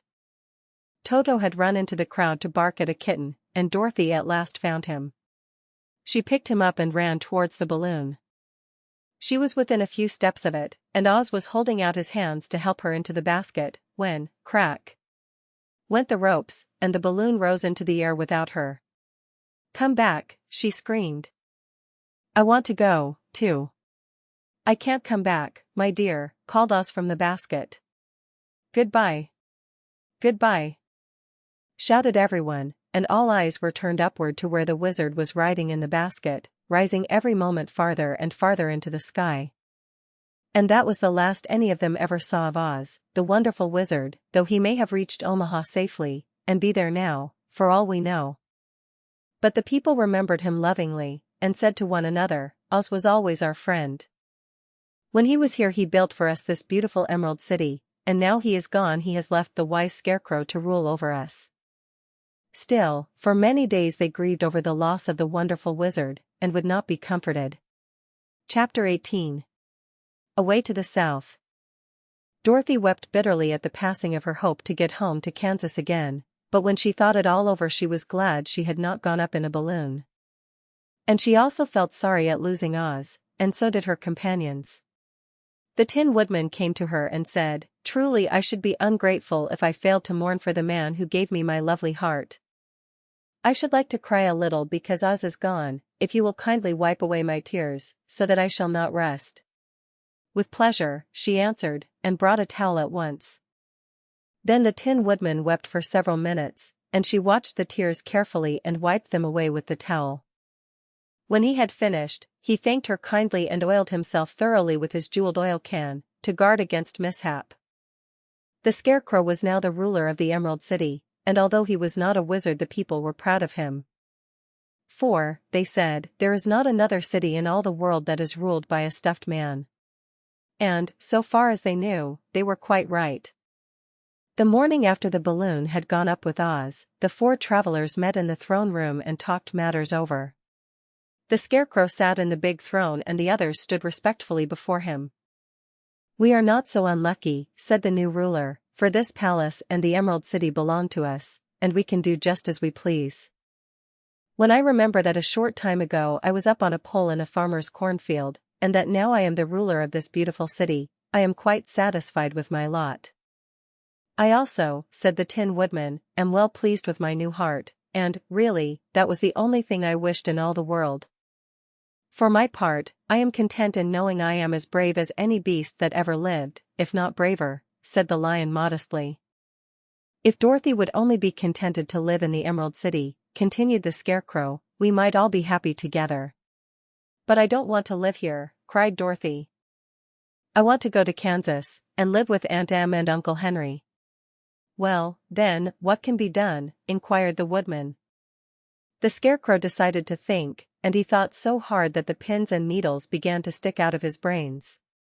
Finally he said, "Why not call the winged monkeys, and ask them to carry you over the desert?" "I never thought of that," said Dorothy joyfully. "It's just the thing. I'll go at once for the golden cap." When she brought it into the throne room she spoke the magic words, and soon the band of winged monkeys flew in through the open window and stood beside her.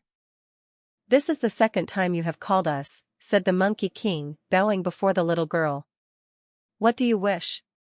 "I want you to fly with me to Kansas," said Dorothy. But the Monkey King shook his head. "That cannot be done," he said. "We belong to this country alone, and cannot leave it. There has never been a winged monkey in Kansas yet, and I suppose there never will be, for they don't belong there. We shall be glad to serve you in any way in our power, but we cannot cross the desert. Goodbye." And with another bow, the Monkey King spread his wings and flew away through the window, followed by all his band. Dorothy was ready to cry with disappointment. "I have wasted the charm of the golden cap to no purpose," she said, "for the winged monkeys cannot help me." "It is certainly too bad," said the tender-hearted Woodman. The Scarecrow was thinking again, and his head bulged out so horribly that Dorothy feared it would burst. "Let us call in the soldier with the green whiskers," he said, "and ask his advice." So the soldier was summoned and entered the throne room timidly, for while Oz was alive he never was allowed to come farther than the door. "This little girl," said the Scarecrow to the soldier, "wishes to cross the desert. How can she do so?" I cannot tell, answered the soldier, for nobody has ever crossed the desert, unless it is Oz himself. Is there no one who can help me? Asked Dorothy earnestly. Glinda might, he suggested. Who is Glinda? Inquired the Scarecrow. The Witch of the South. She is the most powerful of all the witches, and rules over the Quadlings. Besides, her castle stands on the edge of the desert, so she may know a way to cross it. Glinda is a good witch, isn't she? Asked the child. The Quadlings think she is good, said the soldier, and she is kind to everyone. I have heard that Glinda is a beautiful woman, who knows how to keep young in spite of the many years she has lived. How can I get to her castle? Asked Dorothy. The road is straight to the south, he answered, but it is said to be full of dangers to travelers. There are wild beasts in the woods, and a race of queer men who do not like strangers to cross their country. For this reason none of the Quadlings ever come to the Emerald City. The soldier then left them and the Scarecrow said, It seems, in spite of dangers, that the best thing Dorothy can do is to travel to the land of the south and ask Glinda to help her. For, of course, if Dorothy stays here she will never get back to Kansas.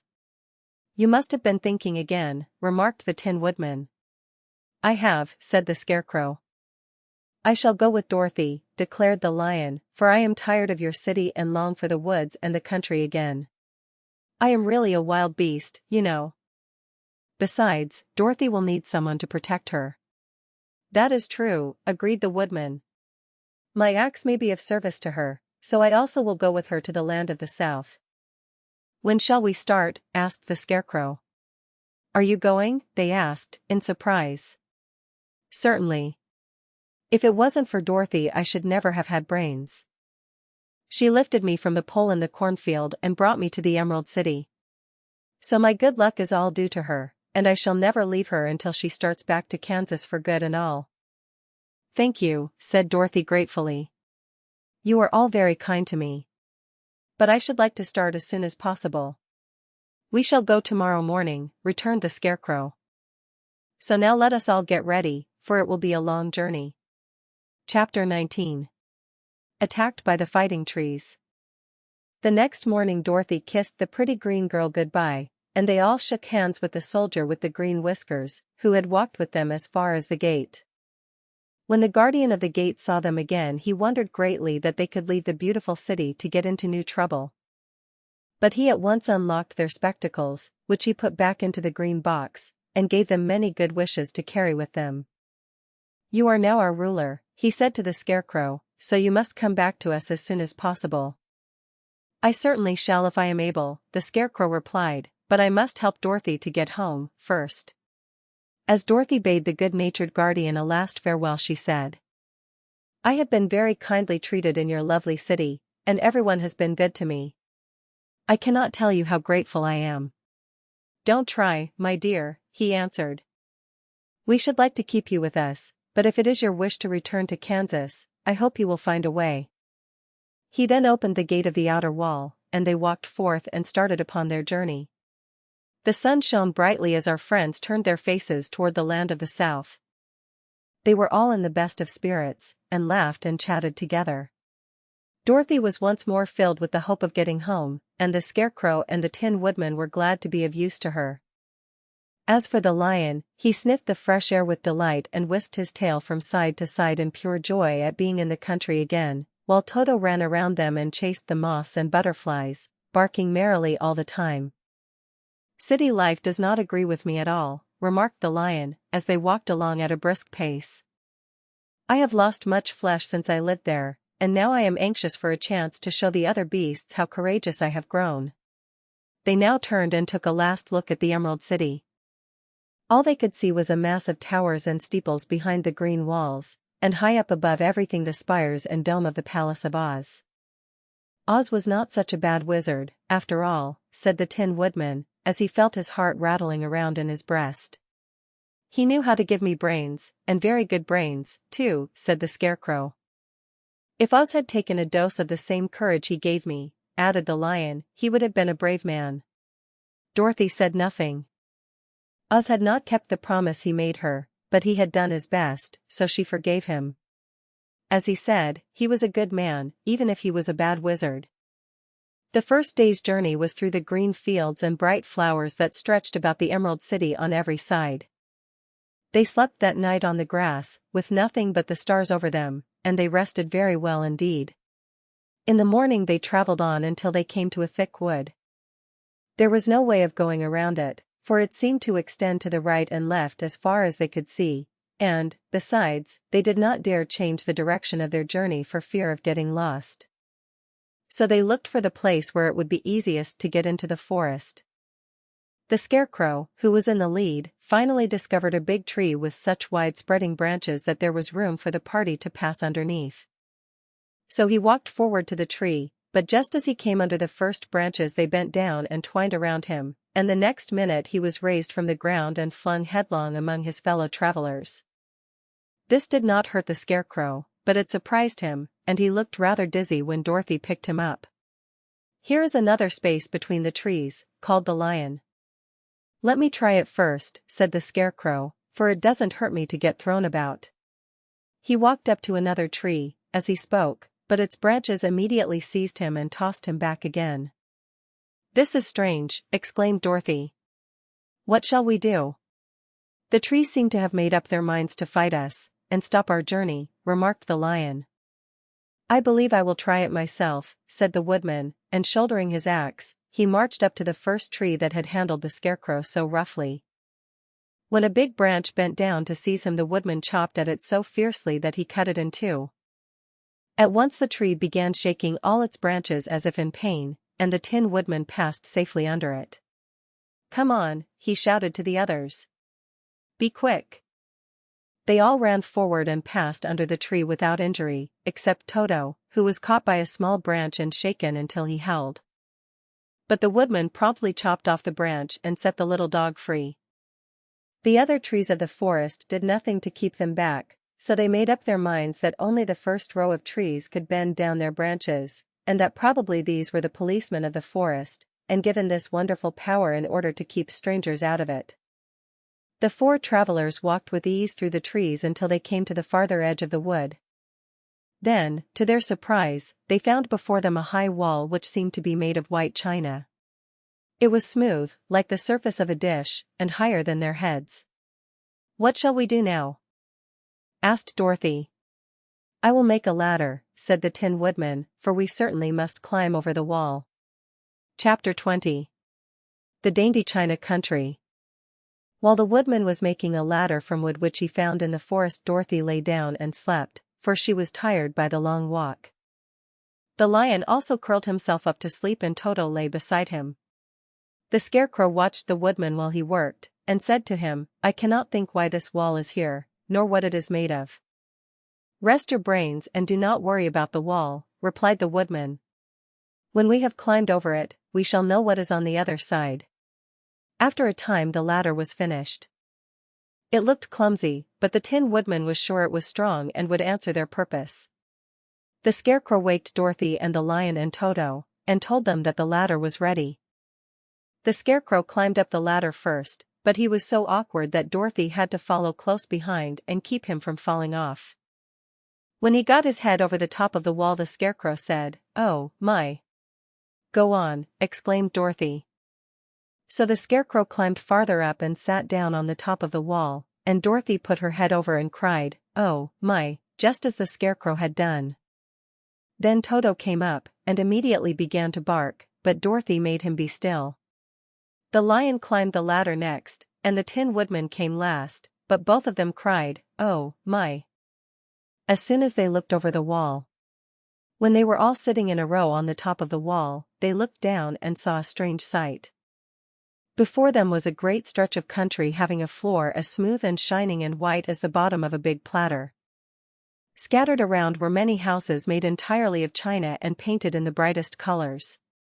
These houses were quite small, the biggest of them reaching only as high as Dorothy's waist. There were also pretty little barns, with china fences around them, and many cows and sheep and horses and pigs and chickens, all made of china, were standing about in groups. But the strangest of all were the people who lived in this queer country. There were milkmaids and shepherdesses, with brightly colored bodices and golden spots all over their gowns, and princesses with most gorgeous frocks of silver and gold and purple, and shepherds dressed in knee breeches with pink and yellow and blue stripes down them, and golden buckles on their shoes, and princes with jeweled crowns upon their heads, wearing ermine robes and satin doublets, and funny clowns in ruffled gowns, with round red spots upon their cheeks and tall, pointed caps. And, strangest of all, these people were all made of china, even to their clothes, and were so small that the tallest of them was no higher than Dorothy's knee. No one did so much as look at the travelers at first, except one little purple china dog with an extra large head, which came to the wall and barked at them in a tiny voice, afterwards running away again. "How shall we get down?" asked Dorothy. They found the ladder so heavy they could not pull it up, so the Scarecrow fell off the wall and the others jumped down upon him so that the hard floor would not hurt their feet. Of course they took pains not to light on his head and get the pins in their feet. When all were safely down they picked up the Scarecrow, whose body was quite flattened out, and patted his straw into shape again. "We must cross this strange place in order to get to the other side," said Dorothy, "for it would be unwise for us to go any other way except due south." They began walking through the country of the China people, and the first thing they came to was a China milkmaid milking a China cow. As they drew near, the cow suddenly gave a kick and kicked over the stool, the pail, and even the milkmaid herself, and all fell on the china ground with a great clatter. Dorothy was shocked to see that the cow had broken her leg off, and that the pail was lying in several small pieces, while the poor milkmaid had a nick in her left elbow. "There!" cried the milkmaid angrily. "See what you have done. My cow has broken her leg, and I must take her to the mender's shop and have it glued on again." "What do you mean by coming here and frightening my cow?" "I'm very sorry," returned Dorothy. "Please forgive us." But the pretty milkmaid was much too vexed to make any answer. She picked up the leg sulkily and led her cow away, the poor animal limping on 3 legs. As she left them the milkmaid cast many reproachful glances over her shoulder at the clumsy strangers, holding her nicked elbow close to her side. Dorothy was quite grieved at this mishap. "We must be very careful here," said the kind-hearted woodman, "or we may hurt these pretty little people so they will never get over it." A little farther on Dorothy met a most beautifully dressed young princess, who stopped short as she saw the strangers and started to run away. Dorothy wanted to see more of the princess, so she ran after her. But the China girl cried out, "Don't chase me! Don't chase me!" She had such a frightened little voice that Dorothy stopped and said, "Why not?" "Because," answered the princess, also stopping, "a safe distance away, if I run I may fall down and break myself." "But could you not be mended?" asked the girl. "Oh, yes, but one is never so pretty after being mended, you know," replied the princess. "I suppose not," said Dorothy. "Now there is Mr. Joker, one of our clowns," continued the China lady, who is always trying to stand upon his head. "He has broken himself so often that he is mended in 100 places, and doesn't look at all pretty. Here he comes now, so you can see for yourself." Indeed, a jolly little clown came walking toward them, and Dorothy could see that in spite of his pretty clothes of red and yellow and green he was completely covered with cracks, running every which way and showing plainly that he had been mended in many places. The clown put his hands in his pockets, and after puffing out his cheeks and nodding his head at them saucily, he said, "My lady fair, why do you stare at poor old Mr. Joker? You're quite as stiff and prim as if you'd eaten up a poker." "Be quiet, sir," said the princess. "Can't you see these are strangers, and should be treated with respect?" "Well, that's respect, I expect," declared the clown, and immediately stood upon his head. "Don't mind Mr. Joker," said the princess to Dorothy. "He is considerably cracked in his head, and that makes him foolish." "Oh, I don't mind him a bit," said Dorothy. "But you are so beautiful," she continued, "that I am sure I could love you dearly. Won't you let me carry you back to Kansas, and stand you on Aunt Em's mantle? I could carry you in my basket." "That would make me very unhappy," answered the China princess. "You see, here in our country we live contentedly, and can talk and move around as we please. But whenever any of us are taken away, our joints at once stiffen, and we can only stand straight and look pretty. Of course, that is all that is expected of us when we are on mantels and cabinets and drawing room tables, but our lives are much pleasanter here in our own country. I would not make you unhappy for all the world, exclaimed Dorothy. So I'll just say goodbye. Goodbye, replied the princess. They walked carefully through the China country. The little animals and all the people scampered out of their way, fearing the strangers would break them, and after an hour or so the travelers reached the other side of the country and came to another China wall. It was not so high as the first, however, and by standing upon the lion's back they all managed to scramble to the top.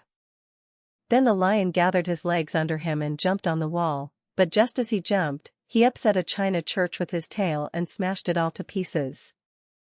That was too bad, said Dorothy, but really I think we were lucky in not doing these little people more harm than breaking a cow's leg and a church. They are all so brittle.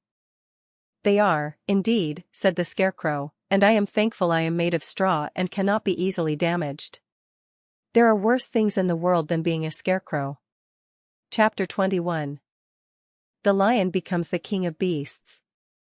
After climbing down from the China wall, the travelers found themselves in a disagreeable country, full of bogs and marshes and covered with tall, rank grass.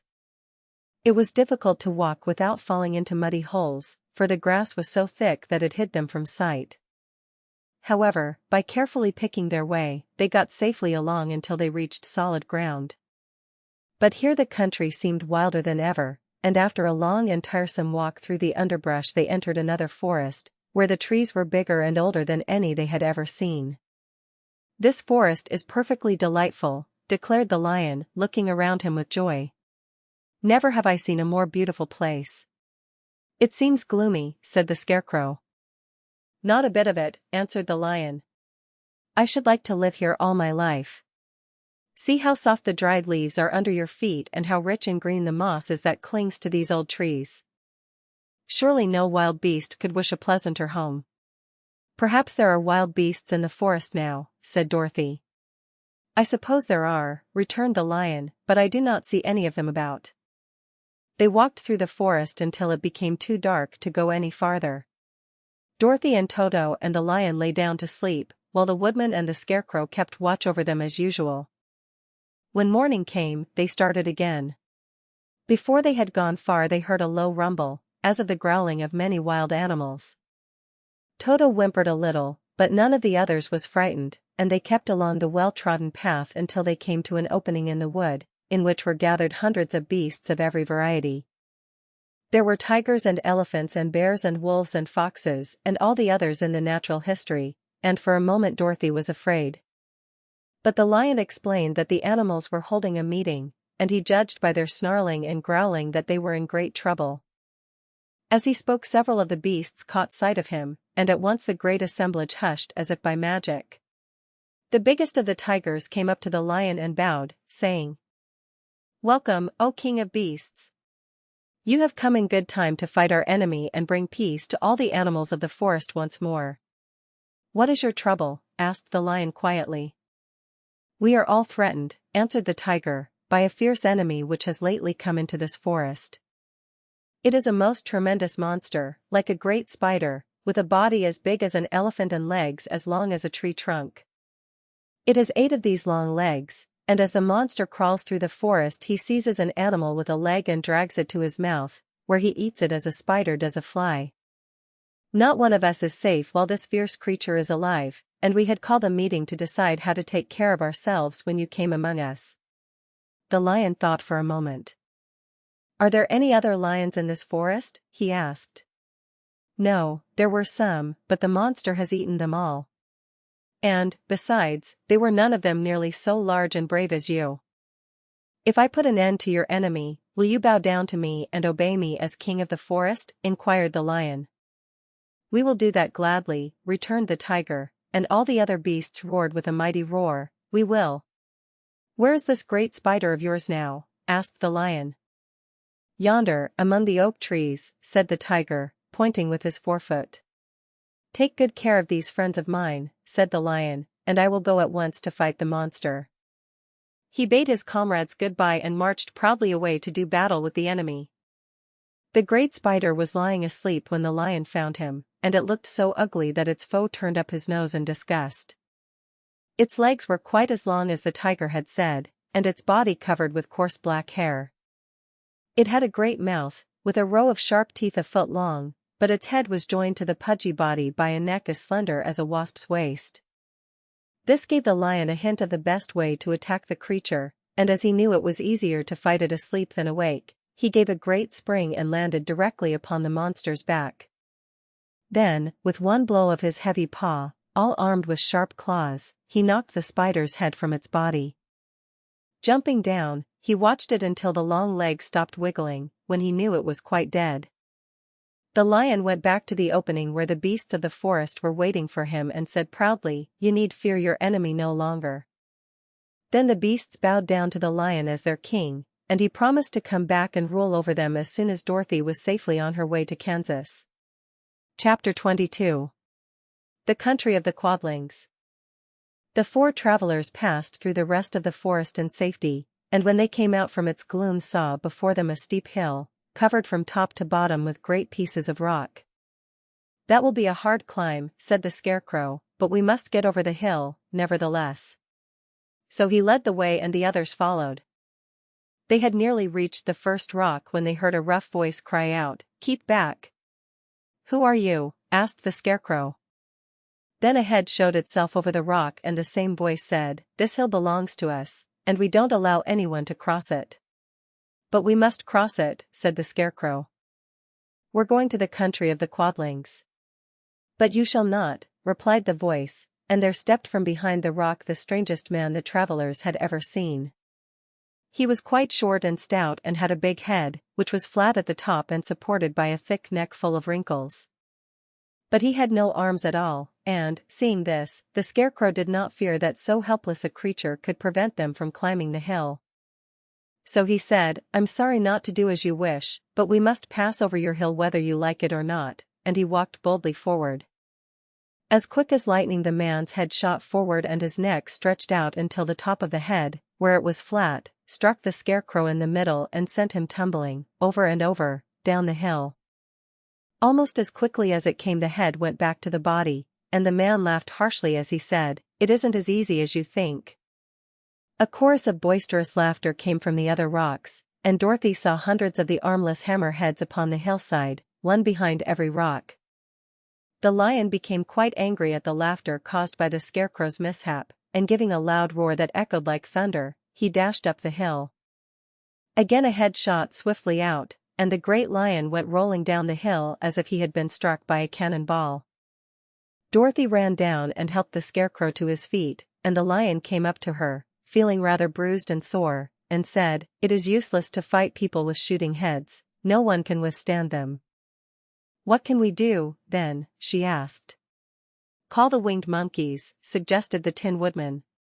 "You have still the right to command them once more." "Very well," she answered, and putting on the golden cap she uttered the magic words. The monkeys were as prompt as ever, and in a few moments the entire band stood before her. "What are your commands?" inquired the king of the monkeys, bowing low. "Carry us over the hill to the country of the Quadlings," answered the girl. "It shall be done," said the king, and at once the winged monkeys caught the four travelers and Toto up in their arms and flew away with them. As they passed over the hill the hammerheads yelled with vexation, and shot their heads high in the air, but they could not reach the winged monkeys, which carried Dorothy and her comrades safely over the hill and set them down in the beautiful country of the Quadlings. "This is the last time you can summon us," said the leader to Dorothy, "so goodbye and good luck to you." "Goodbye, and thank you very much," returned the girl, and the monkeys rose into the air and were out of sight in a twinkling. The country of the Quadlings seemed rich and happy. There was field upon field of ripening grain, with well-paved roads running between, and pretty rippling brooks with strong bridges across them. The fences and houses and bridges were all painted bright red, just as they had been painted yellow in the country of the Winkies and blue in the country of the Munchkins. The Quadlings themselves, who were short and fat and looked chubby and good-natured, were dressed all in red, which showed bright against the green grass and the yellowing grain. The monkeys had set them down near a farmhouse, and the four travelers walked up to it and knocked at the door. It was opened by the farmer's wife, and when Dorothy asked for something to eat, the woman gave them all a good dinner, with 3 kinds of cake and 4 kinds of cookies, and a bowl of milk for Toto. "How far is it to the castle of Glinda?" asked the child. "It is not a great way," answered the farmer's wife. "Take the road to the south and you will soon reach it." Thanking the good woman, they started afresh and walked by the fields and across the pretty bridges until they saw before them a very beautiful castle. Before the gates were 3 young girls, dressed in handsome red uniforms trimmed with gold braid, and as Dorothy approached, one of them said to her, "Why have you come to the South Country?" "To see the good witch who rules here," she answered. "Will you take me to her?" "Let me have your name, and I will ask Glinda if she will receive you." They told who they were, and the girl soldier went into the castle. After a few moments she came back to say that Dorothy and the others were to be admitted at once. Chapter 23. Glinda the Good Witch grants Dorothy's wish. Before they went to see Glinda, however, they were taken to a room of the castle, where Dorothy washed her face and combed her hair, and the lion shook the dust out of his mane, and the Scarecrow patted himself into his best shape, and the Woodman polished his tin and oiled his joints. When they were all quite presentable, they followed the soldier girl into a big room where the witch Glinda sat upon a throne of rubies. She was both beautiful and young to their eyes. Her hair was a rich red in color and fell in flowing ringlets over her shoulders. Her dress was pure white, but her eyes were blue, and they looked kindly upon the little girl. "What can I do for you, my child?" she asked. Dorothy told the witch all her story, how the cyclone had brought her to the land of Oz, how she had found her companions, and of the wonderful adventures they had met with. "My greatest wish now," she added, "is to get back to Kansas, for Aunt Em will surely think something dreadful has happened to me, and that will make her put on mourning, and unless the crops are better this year than they were last, I am sure Uncle Henry cannot afford it." Glinda leaned forward and kissed the sweet, upturned face of the loving little girl. "Bless your dear heart," she said, "I am sure I can tell you of a way to get back to Kansas." Then she added, "But, if I do, you must give me the golden cap." "Willingly," exclaimed Dorothy. "Indeed, it is of no use to me now, and when you have it you can command the winged monkeys 3 times. "And I think I shall need their service just those 3 times, answered Glinda, smiling. Dorothy then gave her the golden cap, and the witch said to the Scarecrow, "What will you do when Dorothy has left us?" "I will return to the Emerald City," he replied, "for Oz has made me its ruler and the people like me. The only thing that worries me is how to cross the Hill of the Hammerheads." "By means of the golden cap I shall command the winged monkeys to carry you to the gates of the Emerald City," said Glinda, "for it would be a shame to deprive the people of so wonderful a ruler." "Am I really wonderful?" asked the Scarecrow. "You are unusual," replied Glinda. Turning to the Tin Woodman, she asked, "What will become of you when Dorothy leaves this country?" He leaned on his axe and thought a moment. Then he said, "The Winkies were very kind to me, and wanted me to rule over them after the wicked witch died. I am fond of the Winkies, and if I could get back again to the country of the West, I should like nothing better than to rule over them forever." "My second command to the winged monkeys," said Glinda, "will be that they carry you safely to the land of the Winkies. Your brain may not be so large to look at as those of the Scarecrow, but you are really brighter than he is when you are well polished, and I am sure you will rule the Winkies wisely and well." Then the witch looked at the big, shaggy lion and asked, "When Dorothy has returned to her own home, what will become of you?" "Over the Hill of the Hammerheads," he answered, "lies a grand old forest, and all the beasts that live there have made me their king. If I could only get back to this forest, I would pass my life very happily there." "My third command to the winged monkeys," said Glinda, "shall be to carry you to your forest. Then, having used up the powers of the golden cap, I shall give it to the king of the monkeys, that he and his band may thereafter be free forevermore." The Scarecrow and the Tin Woodman and the lion now thanked the good witch earnestly for her kindness, and Dorothy exclaimed, "You are certainly as good as you are beautiful. But you have not yet told me how to get back to Kansas." "Your silver shoes will carry you over the desert," replied Glinda. If you had known their power, you could have gone back to your Aunt Em the very first day you came to this country. But then I should not have had my wonderful brains," cried the Scarecrow. "I might have passed my whole life in the farmer's cornfield. And I should not have had my lovely heart," said the Tin Woodman. "I might have stood and rusted in the forest till the end of the world. And I should have lived a coward forever," declared the Lion, "and no beast in all the forest would have had a good word to say to me." "This is all true," said Dorothy, "and I am glad I was of use to these good friends. But now that each of them has had what he most desired, and each is happy in having a kingdom to rule besides, I think I should like to go back to Kansas." "The silver shoes," said the good witch, "have wonderful powers. And one of the most curious things about them is that they can carry you to any place in the world in 3 steps, and each step will be made in the wink of an eye. All you have to do is to knock the heels together 3 times and command the shoes to carry you wherever you wish to go." "If that is so," said the child joyfully, "I will ask them to carry me back to Kansas at once." She threw her arms around the lion's neck and kissed him, patting his big head tenderly. Then she kissed the Tin Woodman, who was weeping in a way most dangerous to his joints. But she hugged the soft, stuffed body of the Scarecrow in her arms instead of kissing his painted face, and found she was crying herself at this sorrowful parting from her loving comrades. Glinda the Good stepped down from her ruby throne to give the little girl a goodbye kiss, and Dorothy thanked her for all the kindness she had shown to her friends and herself. Dorothy now took Toto up solemnly in her arms, and having said one last goodbye she clapped the heels of her shoes together 3 times, saying, "Take me home to Aunt Em." Instantly she was whirling through the air, so swiftly that all she could see or feel was the wind whistling past her ears. The silver shoes took but 3 steps, and then she stopped so suddenly that she rolled over upon the grass several times before she knew where she was. At length, however, she sat up and looked about her. "Good gracious," she cried. For she was sitting on the broad Kansas prairie, and just before her was the new farmhouse Uncle Henry built after the cyclone had carried away the old one. Uncle Henry was milking the cows in the barnyard, and Toto had jumped out of her arms and was running toward the barn, barking furiously. Dorothy stood up and found she was in her stocking feet. For the silver shoes had fallen off in her flight through the air, and were lost forever in the desert. Chapter 24.